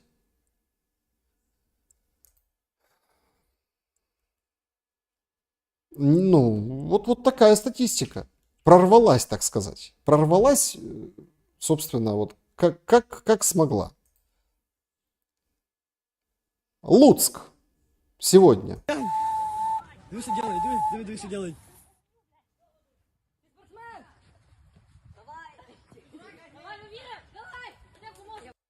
Значит, что происходит? Это школота гоняет мяч. Ну, это такие площадки футбольные, да, то есть все видят. Школота, конечно, матерится. Да, сейчас попытаюсь как-то избежать этого момента, такого очень уж громкого на камеру. И бежит мужик. И там ты спортсмен, прикалываются там туда-сюда. А за ним бегут ТЦКшники. И вот это все вот фактически на школьной, ну это школа, я так понимаю, рядом, то есть вот это фактически на этой площадке, да, в Луцке. И вот он погнал. И он погнал, бежит как может.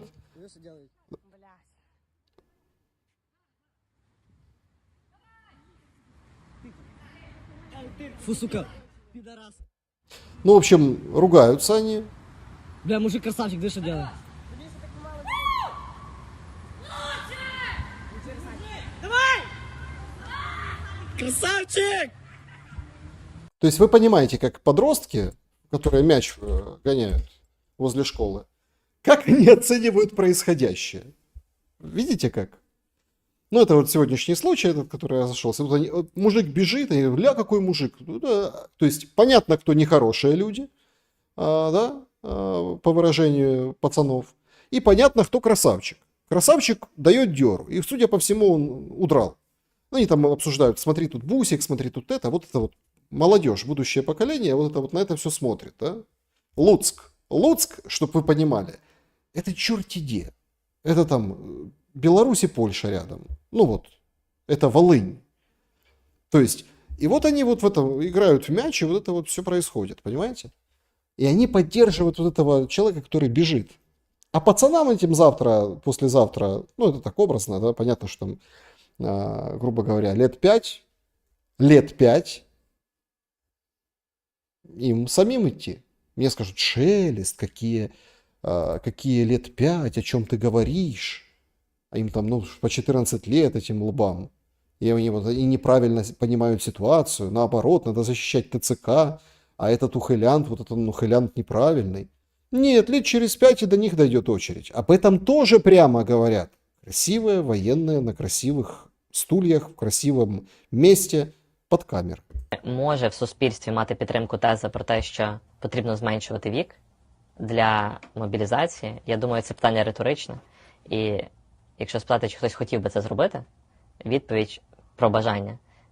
Ніхто б не сказав так, давайте. Значит,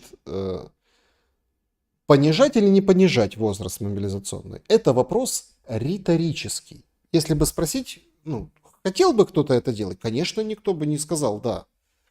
Но все равно будуть понижати. Але якщо ми говоримо про ті умови, в яких зараз наша країна продовжує боротьбу, якщо ми говоримо про те, що ми досі продовжуємо боротьбу за власне існування і за те, щоб Росія не знищила нашу країну, державність і людей, так, нам потрібне рішення про зменшення віку для участі в бойових діях, для оборони країни, для військової служби. На превеликий жаль, ми маємо дивитися реально. І за умови того, що залишатиметься така лінія фронту, за умови того, що триватиме повномасштабна війна, не виключено, що це не остання зміна щодо призовного віку. Віку для мобілізації. Вот так вот. Поэтому пацаны как бы на очереди. А что тут несколько лет? Ну вот они, наверное, тоже говяжьи головы растут, да? А вот нам вот это все пропихивает, что да, будет непосредственно понижение возраста. Тоже хотел показывать, ну, чтобы не перегружать. Ладно, так уж там Железняк, Разумков, которые в рейтинге, они сегодня там, в общем, говорят, а мы же говорили, а мы вот предрекали, а тут надо... Короче, в бюджете нет 400-500 миллиардов до конца года на армию, на силы обороны, как они говорят. Но люди там нужны. То есть финансирование меньше, людей больше, война дольше. Вот нормальная формула. И вот эти пацаны, играющие сегодня в мяч, которые как на спортивном соревновании поддерживали мужика, который, а мужик молодец, смотри, красавчик, лучший, кричат ему. К ним сегодня заочно обращался Зеленский. Был форум, панель. И он там, ну, понятное дело, это же в прямом эфире не показывают, потому что опасно, там, перемещение. В общем, Зеленский к молодежи обратился. Молодежи. Смотрите как. Молодь особлива. А молодь, яка знаходиться в Україні, навчається в Україні, великий респект. Значит, молодежь у нас особенная. Те, кто учится, живет в Украине, им большой респект. Я думаю, це важливо. Будь-яка держава, при всій повазі до літніх людей, до пенсіонерів, але без молоді держава не жива. Її немає. Без молодежи государство не живое. Ну, это вот мощное сообщение. Нема сенсу. Тому що тоді це просто популізм, коли ми говоримо, ми захищаємо наше майбутнє. Що таке майбутнє? Майбутнє – це молодь, це діти, які приходять нам на зміну. Ну, може не мені, може Матвію, я ще відчуваю себе нормально. Смешно. Говорит, кто такая? Ну, это все ради молодежи. Молодежь — это те, кто приходит нам на смену. Ну, может быть, не мне, может быть, вот этому Патвею, который на панели рядом с ним. Я-то себя чувствую нормально, то есть мне не надо. Он, видите, он подчеркивает, что я молодой, да, мне не надо, мне не надо на смену приходить. Матвею приходи на смену. Ха-ха-ха, смешно. Но потом он немножко урезонивается, потому что он же мысль главную хочет сказать. Але, безумовно, жарти жартами, серйозно. Тому молодь, яка сьогодні навчається в Україні, яка працює, яка буде підіймати Україну, це, я думаю, що, ну, вибачте, це на ваших плечах. І... Значит, это на ваших плечах. Молодежь, это на ваших плечах. Надо поднимать Украину. Мысль глубочайшую. Прочувствуйте. Відновлення України правильне. Відновлення безпечне правильне. Безбар'єрність мало хто розуміє. Мало хто розуміє, що це таке, що це за напрямок. Ви молоді люди, розвинуті, освічені люди. Ви це розумієте. Ми країна у війні, ми будемо країною в мирі, але велика кількість наших військових, наших героїв, які дуже потребують зміни інфраструктури. Значит, что он пытается сказать вот это, такими словами? Значит, надо менять инфраструктуру. Безбарьерность прозвучала. То есть он понимает, что много инвалидов придет, и говорит молодежи, вот эти инвалиды, они на ваших плечах. Вы молодые, вам строить дальше эту страну. То есть будете там восстанавливать разрушенный, сбитым российским шахедом какой-нибудь дом, или какой-нибудь ракетой, да, или что-то там, прилет какой-то непонятный, friendly fire. Вы ж, когда будете это все восстанавливать, вы же там про пандусы не забудьте, да, нормально относитесь. Безпечної інфраструктури, безбар'єрної інфраструктури. Все це буде відбуватися. І тому велику роль буде тебе грати. Я думаю, що той досвід, вибачте, що я говорю, я про те, що в війні є щось позитивне, точно немає, але цей досвід через... Значит, смотрите, значит, в войне нет ничего позитивного, точно нет, но этот опыт, то есть это сказанное после «но» собачье, да, то есть все помнят, но, то есть в войне нет ничего хорошего, но... Який ви йдете, я думаю, жодна країна не може поділитися такими знаннями, практичними знаннями, які є у вас. Молодість, ваш підхід до технологій, ви їх швидше сприймаєте в будь-якому випадку, ніж наше покоління точно, все швидше набагато. Ви готові з цим працювати, і ви це працюєте. Технології – невід'ємна частина. Технології, знання, які ви отримуєте дуже швидко, аналізуєте дуже швидко, ви працюєте з штучним інтелектом дуже швидко, так? І багато людей вже не можуть через вік зрозуміти, що це. І плюс та практика щодо безпеки, яку ви проходите через війну, дадуть вам унікальний досвід. Уникальный опыт. Молодежь получает уникальный опыт. Вы понимаете? Они молодые, современные, у них все быстрее, искусственный интеллект, новые технологии. А плюс еще вот эта война, вот этот уникальный опыт. Когда ты пацаном играешь в Луцке в мяч и видишь, как двое в пикселе гонятся за мужиком в желтой куртке, ты получаешь уникальный опыт безбарьерности. Только в Украине. Это вообще, блин, страна возможностей Украина. Слушай, все есть. Все, что... Вообще молодежь. Да, это все ляжет на ваши плечи. Ну, ничего страшного. Как это он там говорил, да? Отвечая Панченко, да? То есть, только народ Украины может, да?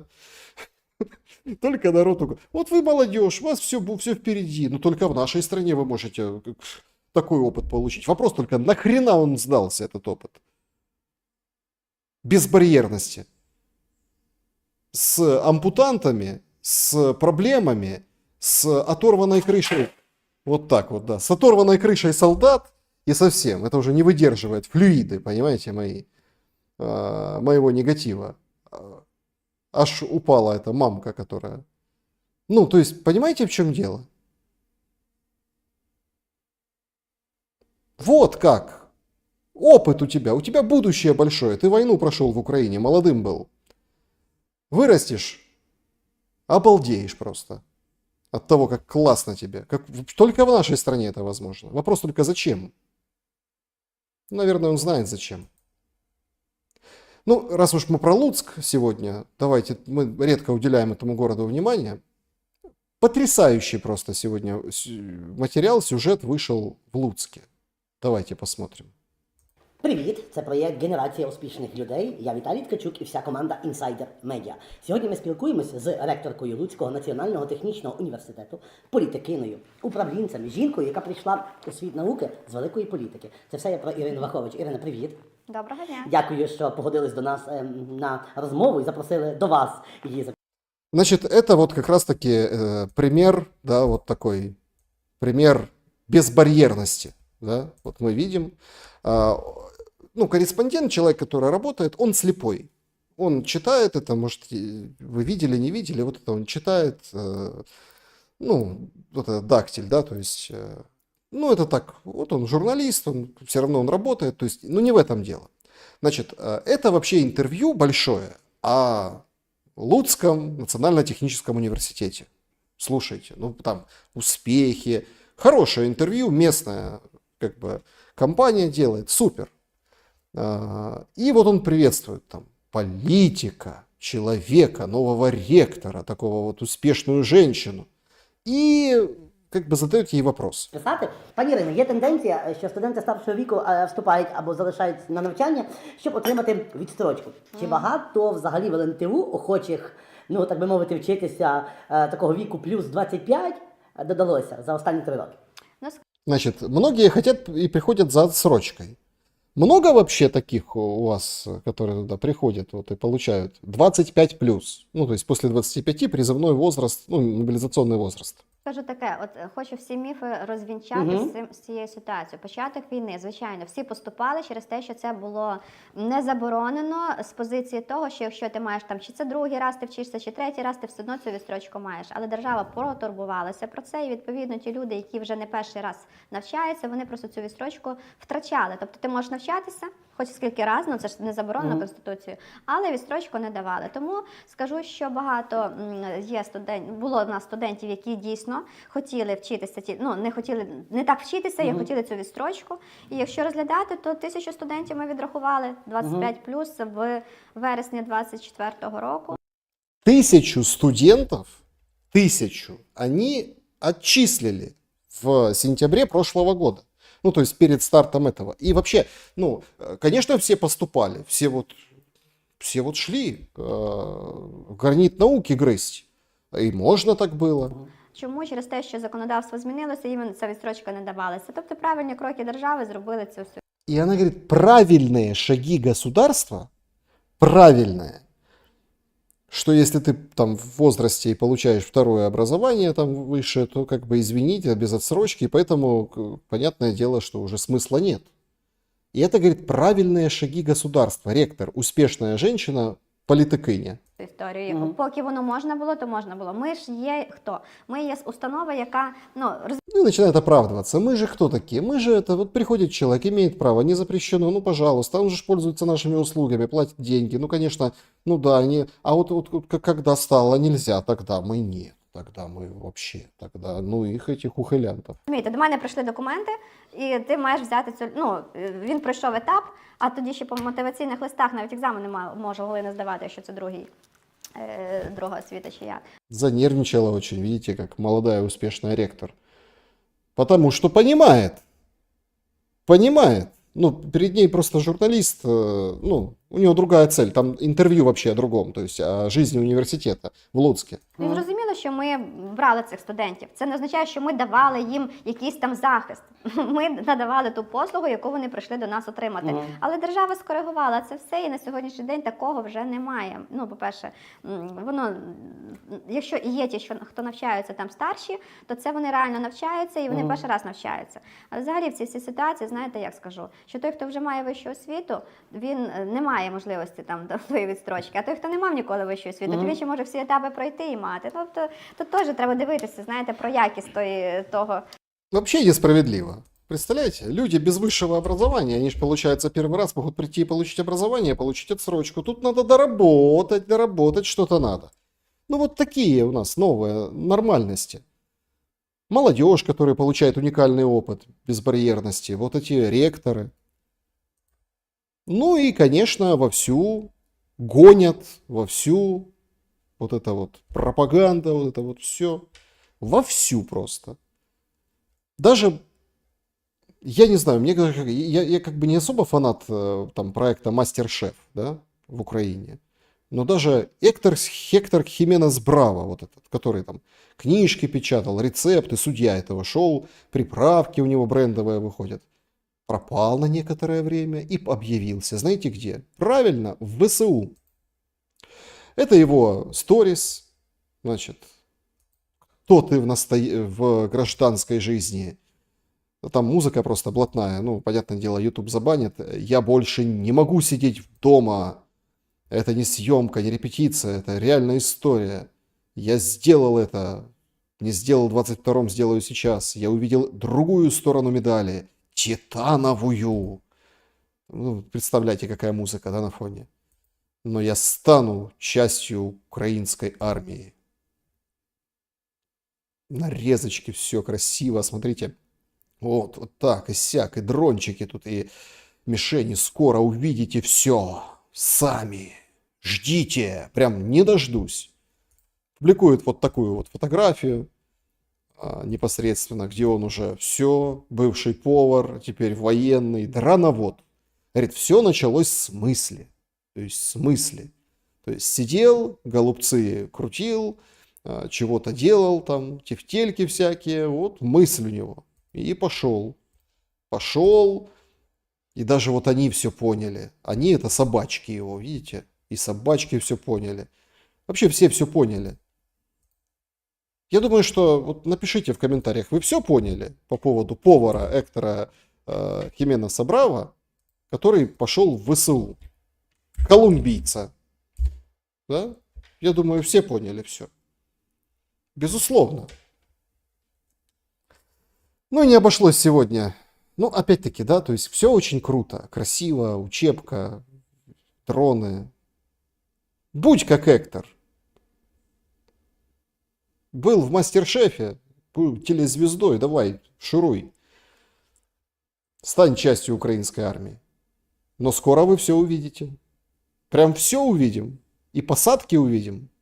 Или мы увидим красивые там кадры, как летает дрон где-то, чего-то смотрит. Вот это вот тоже очень интересный вопрос. Но мотивирует же, правда? Мотивирует всех. Мотивирует, наверное, так же, как и ситуация на фронте. Наверняка. Ну вот по поводу фронта, да, непосредственно. Значит, понятно, что ситуация очень и очень напряженная. Безусловно, да, именно в этом куске, вот в этом участке. Ну вот если посмотреть, да, вот Покровск, тут дальше Константиновка. Вот, как меняется фронт? Ну вот давайте вот примерно прикинем, посмотрим. Оп. Видите как?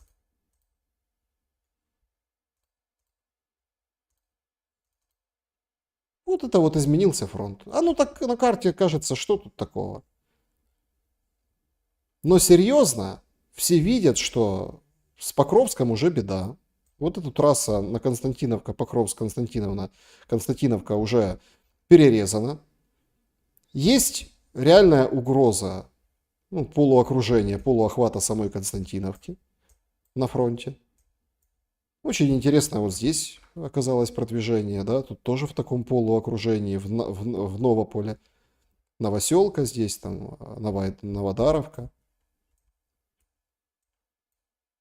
Ну и тут понятно вот это все остальное направление. В общем, ключевая история сейчас. Идут на самом деле, идут достаточно серьезные бои с окружениями, с реальной угрозой вообще фронту. Потому что вот здесь, например, фронт подровнялся, развернулся. Вот здесь минимальное количество километров до Днепропетровской области. И есть вот это продвижение то в сторону Комара, Запорожской области. Нет, это Донецкая еще, Донецкой области, вот здесь, в район Днепропетровской. Вот такая ситуация на фронте. А если пойдут все, вы будете мобилизовываться? Нет, мы как Эктор Хименес Браво, Кругляковка. Мы как Эктор Хименес Браво будем идти и принимать решения, становиться дроноводом, записывать видосики, обучающие с Ахиллесом. Не обошлось сегодня и без еще одного скандала. Давайте уделю чуть-чуть времени, буквально очень быстро.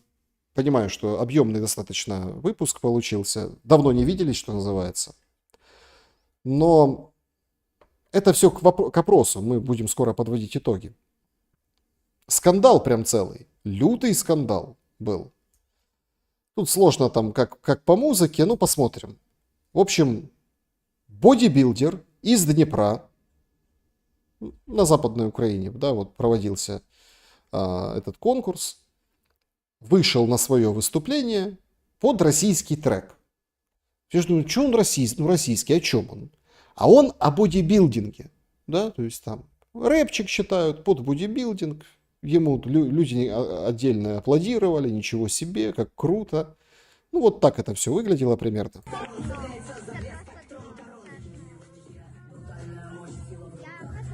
Це нудніше. Я дозволила російську музику на таких змаганнях. Це просто піздець. Ну и музыка про бодибилдера. Вот этот бодибилдер из Днепра выходит достаточно в возрасте мужик. Ну, понятное дело, занимается. Прям вау, це дно, просто дно. И патриотка, собственно, запилила историю, говорит, что это просто дно, как так можно под российский трек выходить, песня про бодибилдеров. Ну, к чести организаторов соревнований, они очень быстро опубликовали комментарии извинения. Значит, мы очень жалеем, что, несмотря на все наши ценности и стандарты в соревновательном процессе, допустили такую ситуацию. Она вот действительно противоречит духу нашей федерации бодибилдинга и моральным принципам украинского общества по поводу действий, да, что мы предприняли. В результате выступления атлета, во время которого прозвучала российская песня, аннулировано. В регламент внесли изменения, которые четко запрещают использование музыкального сопровождения на языке агрессора в произвольных программах. Принято много дополнительных организационных решений. Значит, введение предварительной проверки музыкального сопровождения всех участников, инструктаж судейской и технической команд, чтобы даже не включалось оно, и судьи, чтобы все видели. Ну и, собственно, и отдельная информационная кампания среди спортсменов. В общем, политработа. Мы всем благодарны, кто не был равнодушен, и уверяем, что подобные инциденты больше не повторятся. Вот это вот публикует нам Великий Львив. Быстро извинились. Ну и Одесса сегодня отличилась. В Одессе сегодня на ЖД вокзале, ну вот кто бывал, кто знает, вообще ЖД вокзал не так популярен в Одессе. Ну, популярен, понятное дело, да, ну там же поезд приходит в тупик. То есть, вот он приезжает и уезжает. Ну, это Одесса. Кто бывал, кто тут видел, да, вот этот барельеф, и тут написано «Городу-герою слава». Ну, так сделано как бы через точечку S-L-A-F-A, то есть городу-герою. Нашлись активисты, которые залепили вот эту лепку, да, залепили флагом в виде флага надписью «Мисту герою слава». Вот такой шум сегодня, уважаемые друзья. Вот такой сегодня день. Вот такие сегодня новости. Напишите, что больше вас зацепило, что больше заинтересовало, и давайте подведем итоги нашего опроса. Спасибо большое Анне Салам за поддержку. Спасибо огромное, что пользуетесь суперчатом, суперстикерами тоже. Какой из перечисленных пунктов, по вашему мнению, должен быть в меморандуме о мирных переговорах? И вот так вы проголосовали. 13 тысяч голосов мы получили на сегодня. 7%, что это свободная деятельность УПЦ, должна быть точно там. 17% запрет на бусификацию. 27% по поводу отмены русского языка, чтобы не возникали. И 50%, то есть половина проголосовавших, это запрет на военную помощь Запада. Ну, то есть такой максимально логичный с точки зрения продолжения вообще, ну, если перемирие, то там вот такое условие, да, логичный со стороны Российской Федерации. Понятное дело, что, опять-таки, но тут тоже есть момент, ну, там, поставки поставками. Ну, простите, пожалуйста. Можно же самим производить, если есть за что, и если есть на что. Ну, в общем, вот так проголосовали. Спасибо большое за то, что уделили время. И этому голосованию в том числе. У нас 22 тысячи сейчас. И можем даже вот попробовать перейти к вопросам. По поводу, собственно, новостей, те, которые вот пока я увлеченно вам рассказывал и, ну, вот как бы так, пытался шуметь, да, стало, собственно, известно, что министр обороны Соединенных Штатов Америки Пит Хексет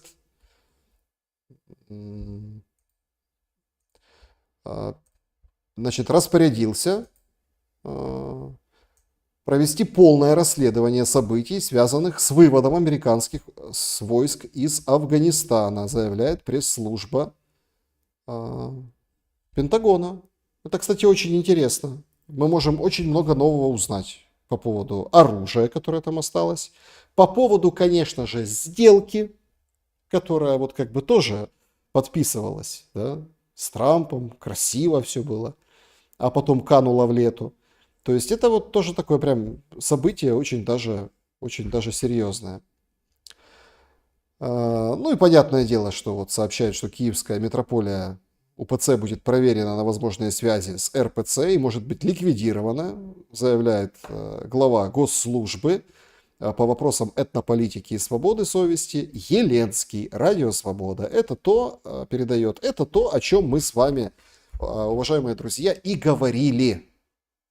Это вот именно то, о чем мы с вами и говорили, что за конец мая Еленский возьмет, не Зеленский, а Еленский, вот этот мужик с усами, этот как бы главный теоретик, идеолог, начальник по этой службе, то он, собственно, возьмется за Украинскую православную церковь. Давайте немного, параллельно тоже, кстати, да, есть сегодня полдня сегодня разгоняли о том, что, ну, в общем, Маск станет никем, Маска не будет. Ну, да, вот эти все моменты. Ну, вот сообщили сегодня тоже в очередной раз, что Маск в команде, все нормально, он в команде советников, все хорошо, никто его никуда не гонит, не отдаляет. Ну, в общем, такой какой-то интересный, скажем так, момент. Ну, Доги закончит свое дело, которое он там, и будет он в команде советников, все будет нормально. Об этом сообщили сегодня. Значит, давайте по вопросам. Начнем с клуба зрителей. Там специально я оставляю постеры, анонсы в клубе зрителей. И вы можете тоже что-то написать. Пользователь пишет: В. Спасибо за шум. Значит, когда ждать гостей из России, нравятся программы со Станкевичем, Димура великолепен, выгодно выделяется Реутова, на редкость рассудительные гости, в порядке предложения, может быть, отдельный эфир про Россию сделать, пригласив всех троих, например, с упором на их страну, было бы интересно, и чтобы выходили на регулярной основе, типа пятничного спивака. Что думаете по этому поводу? Спасибо за труд и смелость, спасибо вам большое за отзыв, это всегда приятно. Опять-таки, я буду откровенен. Я человек, который, вот я же так понимаю, что запрос на российскую историю, то есть, ну вот, российскую. Смотрите, брать российскую оппозиционную прессу как первоисточник каких-то проблем и каких-то моментов, да, ну, тоже тут бабка надвое сказала. То есть брать, вот, грубо говоря, контрроссийскую, обсуждать с людьми, которые живут в России, о проблемах в России. Я украинский журналист. Я никогда не был в России. То есть я могу до конца, это будет просто, наверное, не очень качественно. Исключительно про Россию. Про какой-то аспект, да, в ходе войны и поговорить исключительно там, о России, да, как она там переживает что-то, возможно. Но вот именно вот делать еще там регулярно, я пока к этому не дошел, извините. То есть я не понимаю российского контекста и честно в этом признаюсь. До конца имеется в виду.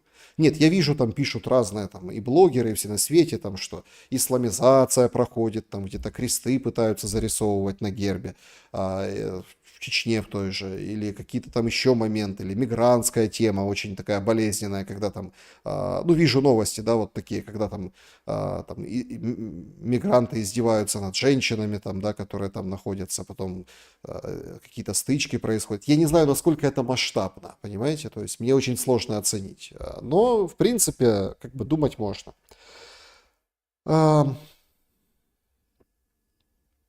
Значит, да, тут здесь Павел Чичулин, какое-то чувство стыда и позора его одолевает, не отпускает за всех тех, кто знает, но молчит и ничего не меняет. Ну, вот такие, да, правые вояки, так это и есть. Народ молчит, ему не впервой тянуть лямку, уже стало его судьбой. Держись, народ Украины, Бог с тобой. Спасибо, кстати, за поддержку. Это, я считаю, тоже очень важно, даже такие слова. Значит, по поводу вопросов переместимся, пожалуй, сначала в вопросы, которые приходили во время эфиров, а потом пообщаемся с чатом трансляции непосредственно. Вот такие вот последние сообщения. Здравствуйте, Александр. Как вы относитесь к концепции «Триединой Руси» и как бы вы отнеслись к союзному государству РФ, Беларусь и Украина? Ладога спрашивает. Смотрите, к союзному государству я отношусь опять-таки, в этой теме, которую вы говорите, о Триединой Руси, вот эта история трех сестер, эта тема, она оповита романтизмом, по большей части. Романтизмом. В ней много ностальгии и романтики. По факту и по той диспозиции, которую мы имеем сейчас, давайте вот хотя бы возьмем пример России и Беларуси. Они же не объединились, не совокупились в союзное вот прям государство-государство. Да, оно так называется. Да, действительно, там есть добрососедство, дружба, российские войска, там, российская техника, даже, говорят, орешник могут поставить, ядерное оружие вроде там. То есть это идет сотрудничество, то есть, но очень плотное и тесное. Но речи о едином государстве, чтобы условно президент Путин стал президентом и белорусов тоже, или там, не знаю, наоборот, Лукашенко там, да, был такой же президент в России, как и в Беларуси, тут речи не идет. Все равно вот эти есть контуры. Смотрите, из этого мы не выпутаемся. Я знаю, что есть многие люди, которые ностальгируют по Советскому Союзу и говорят, что эти там решения Беловежской пущи незаконны. Сегодня вот Пасков такое мне говорил. Но сейчас это уже не поменять. Я считаю, что, ну вот смотрите, начать надо с неформального, начать надо с общего примирения. Вот с этого нужно начать. С единого пространства, нормального. Как бы это сейчас крамольно и страшно не звучало.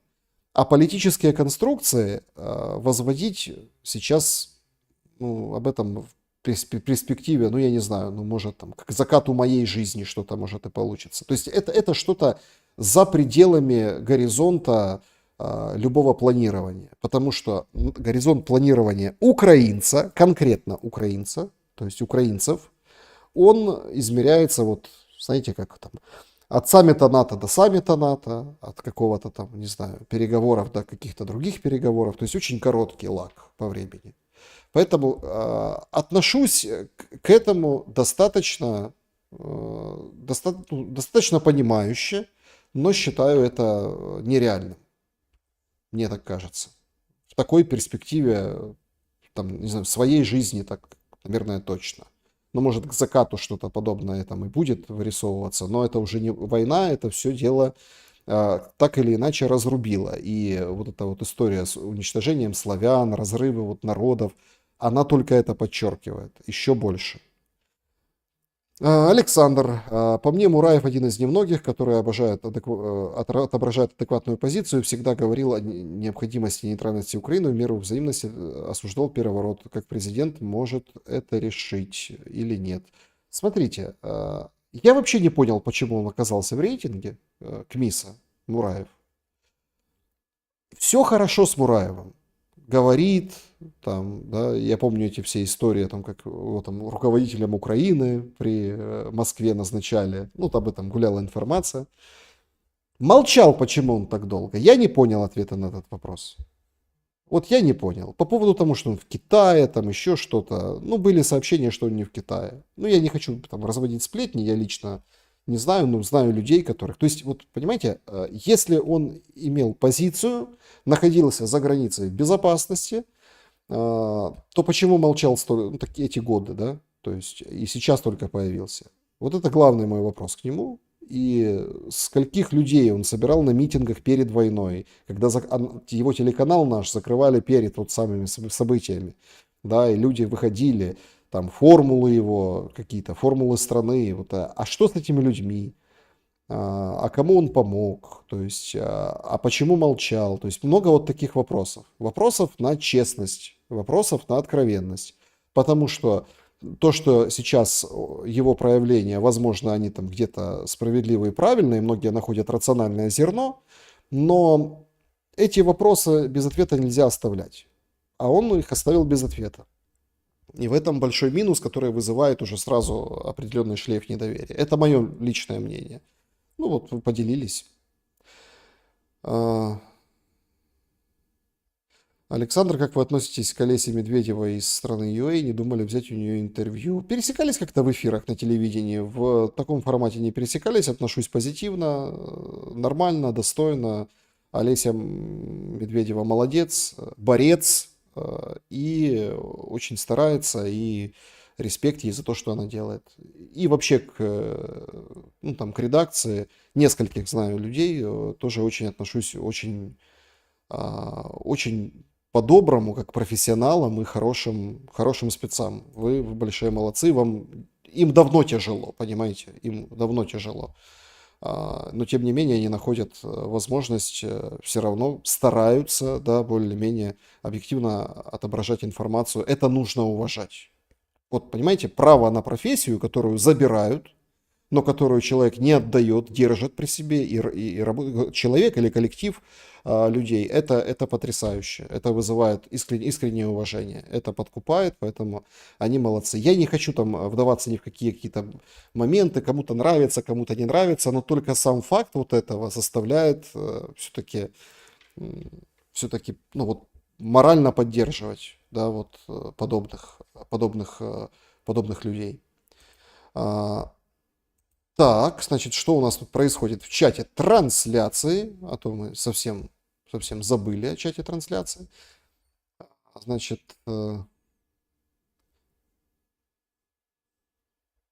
где бы вы ни жили, в Польше или Австралии, вокруг вас повсюду ТЦКшники. Отличная мысль. Вопрос. Украина сменит крышу или продана? А мне почему-то кажется, что продана, но эту сделку по итогам войны есть шанс пересмотреть. Мне так кажется.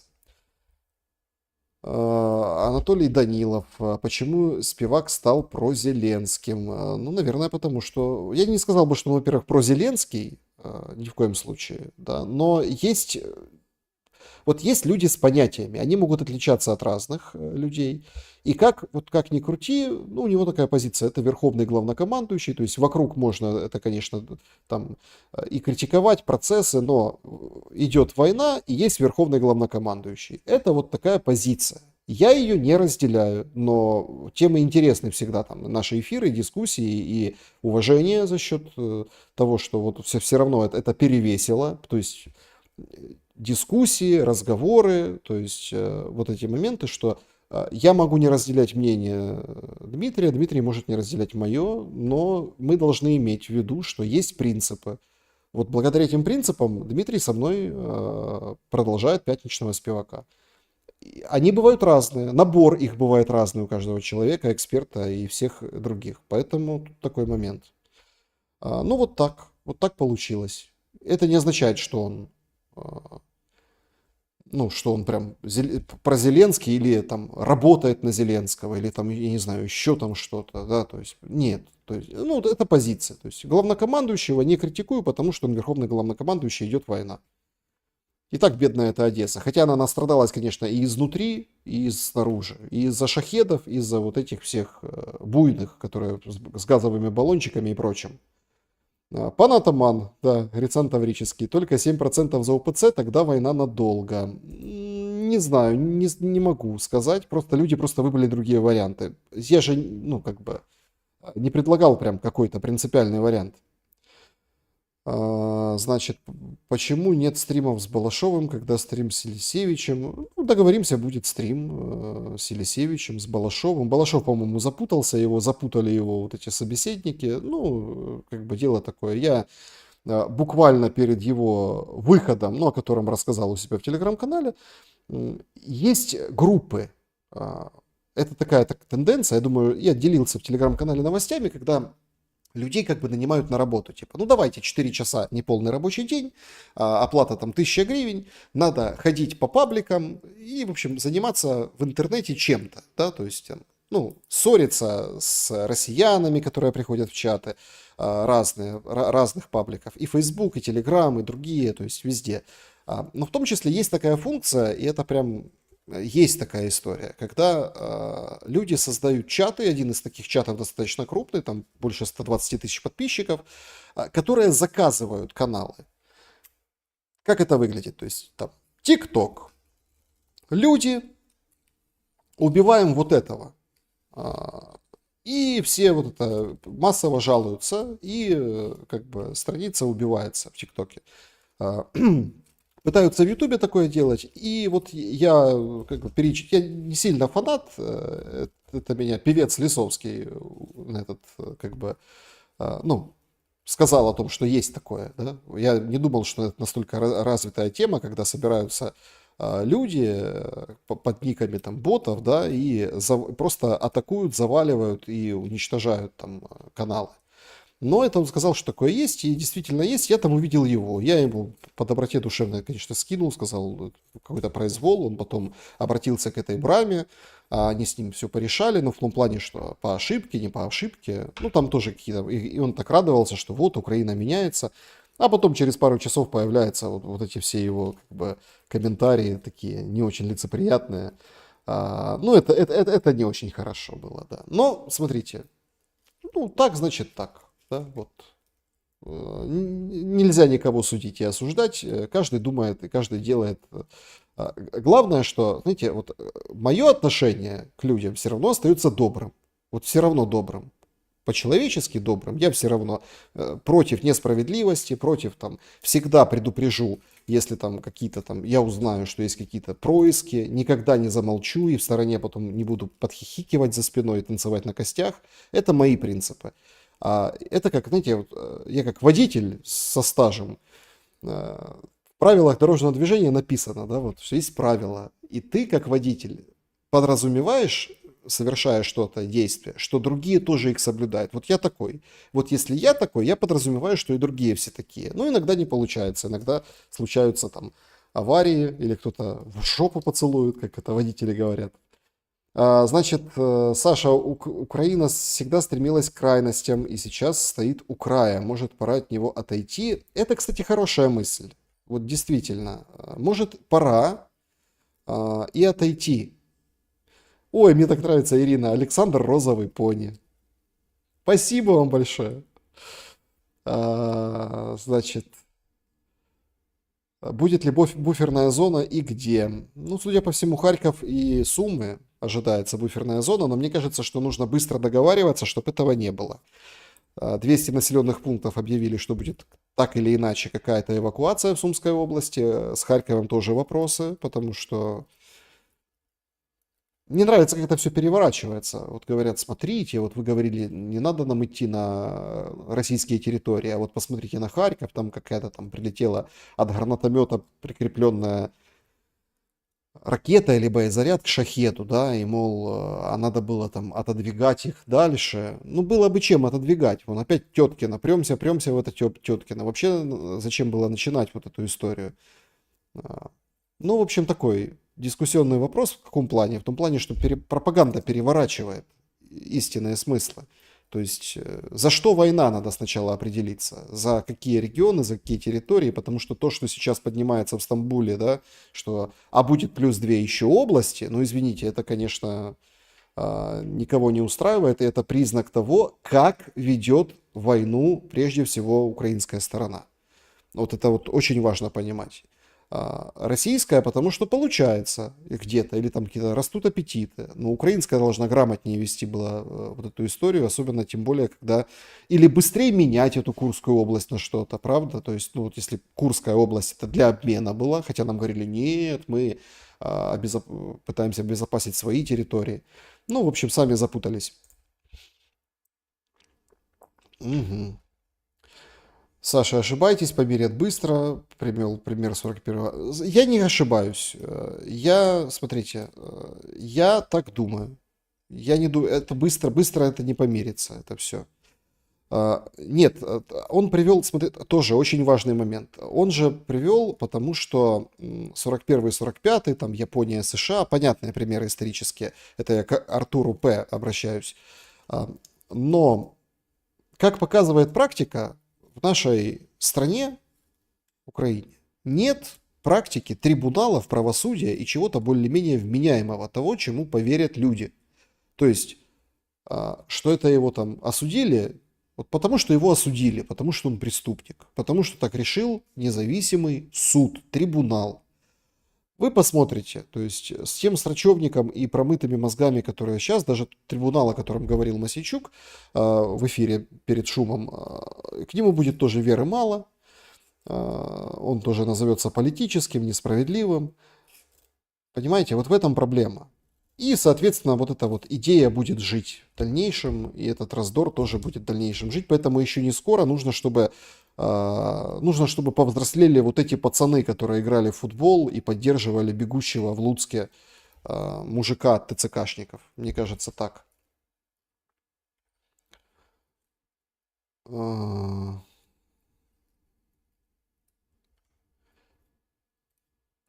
Не показалось ли вам, что технологи З стали копировать технологов ПУ? Ростом каблуки похожи, оба типа бункерные. Если посмотреть на видео из Ватикана, то З тоже лысеет, плешивый.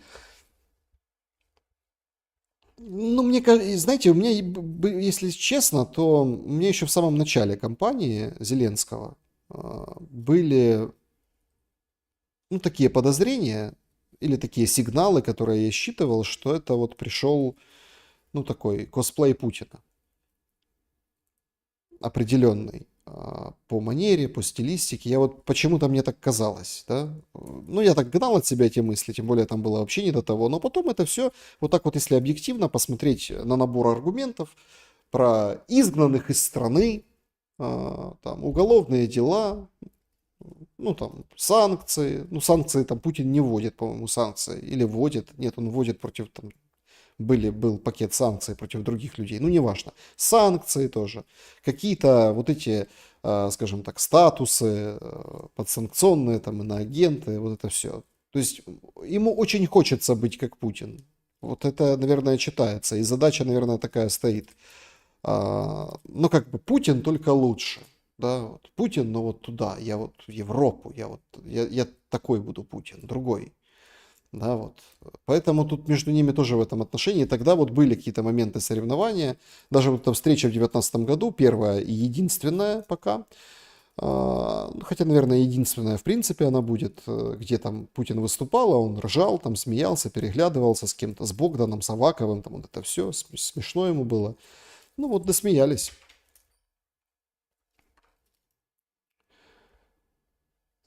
Саша, как думаешь, когда утихнет ненависть?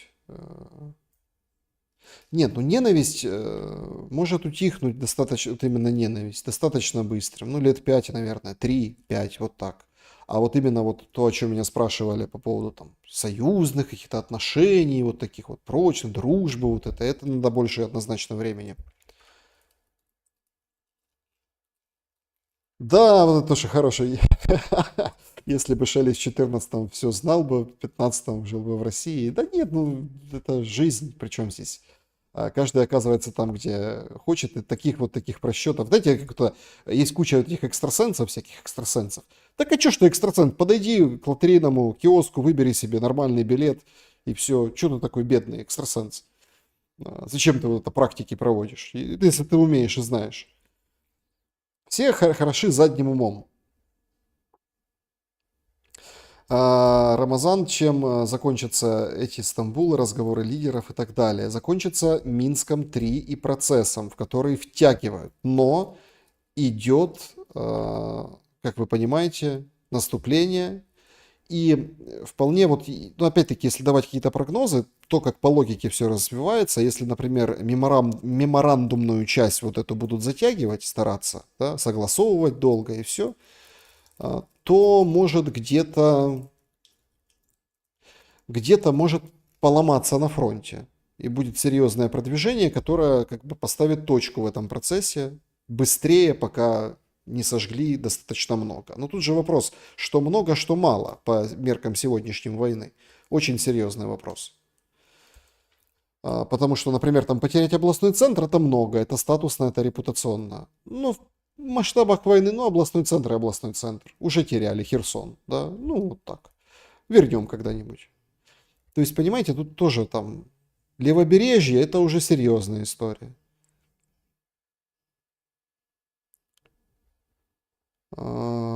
Слово потужное от слова тужится, да, видимо, да.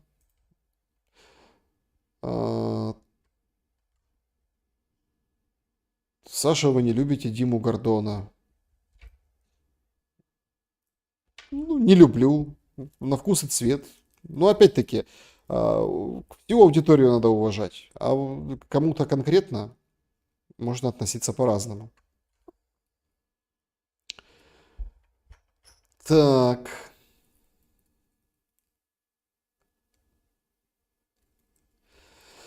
Да, друзья, как всегда, затянули много. С вами сегодня такой достаточно объемный шум. Напишите, что понравилось, что не понравилось. Напишите, что вообще думаете по поводу происходящего. Очень рад нашему общению. Рад тому, что мы, несмотря ни на что, вот этот вечер провели вместе. Достаточно объемно, мощно и, мне кажется, здорово, как-то потужно. Да? Что думаете по поводу новостей, которые сегодня предлагаются к обсуждению? Пожалуйста, пишите. Также, если вы в записи смотрите видео, то тоже напишите, откуда вы. Это хорошая традиция.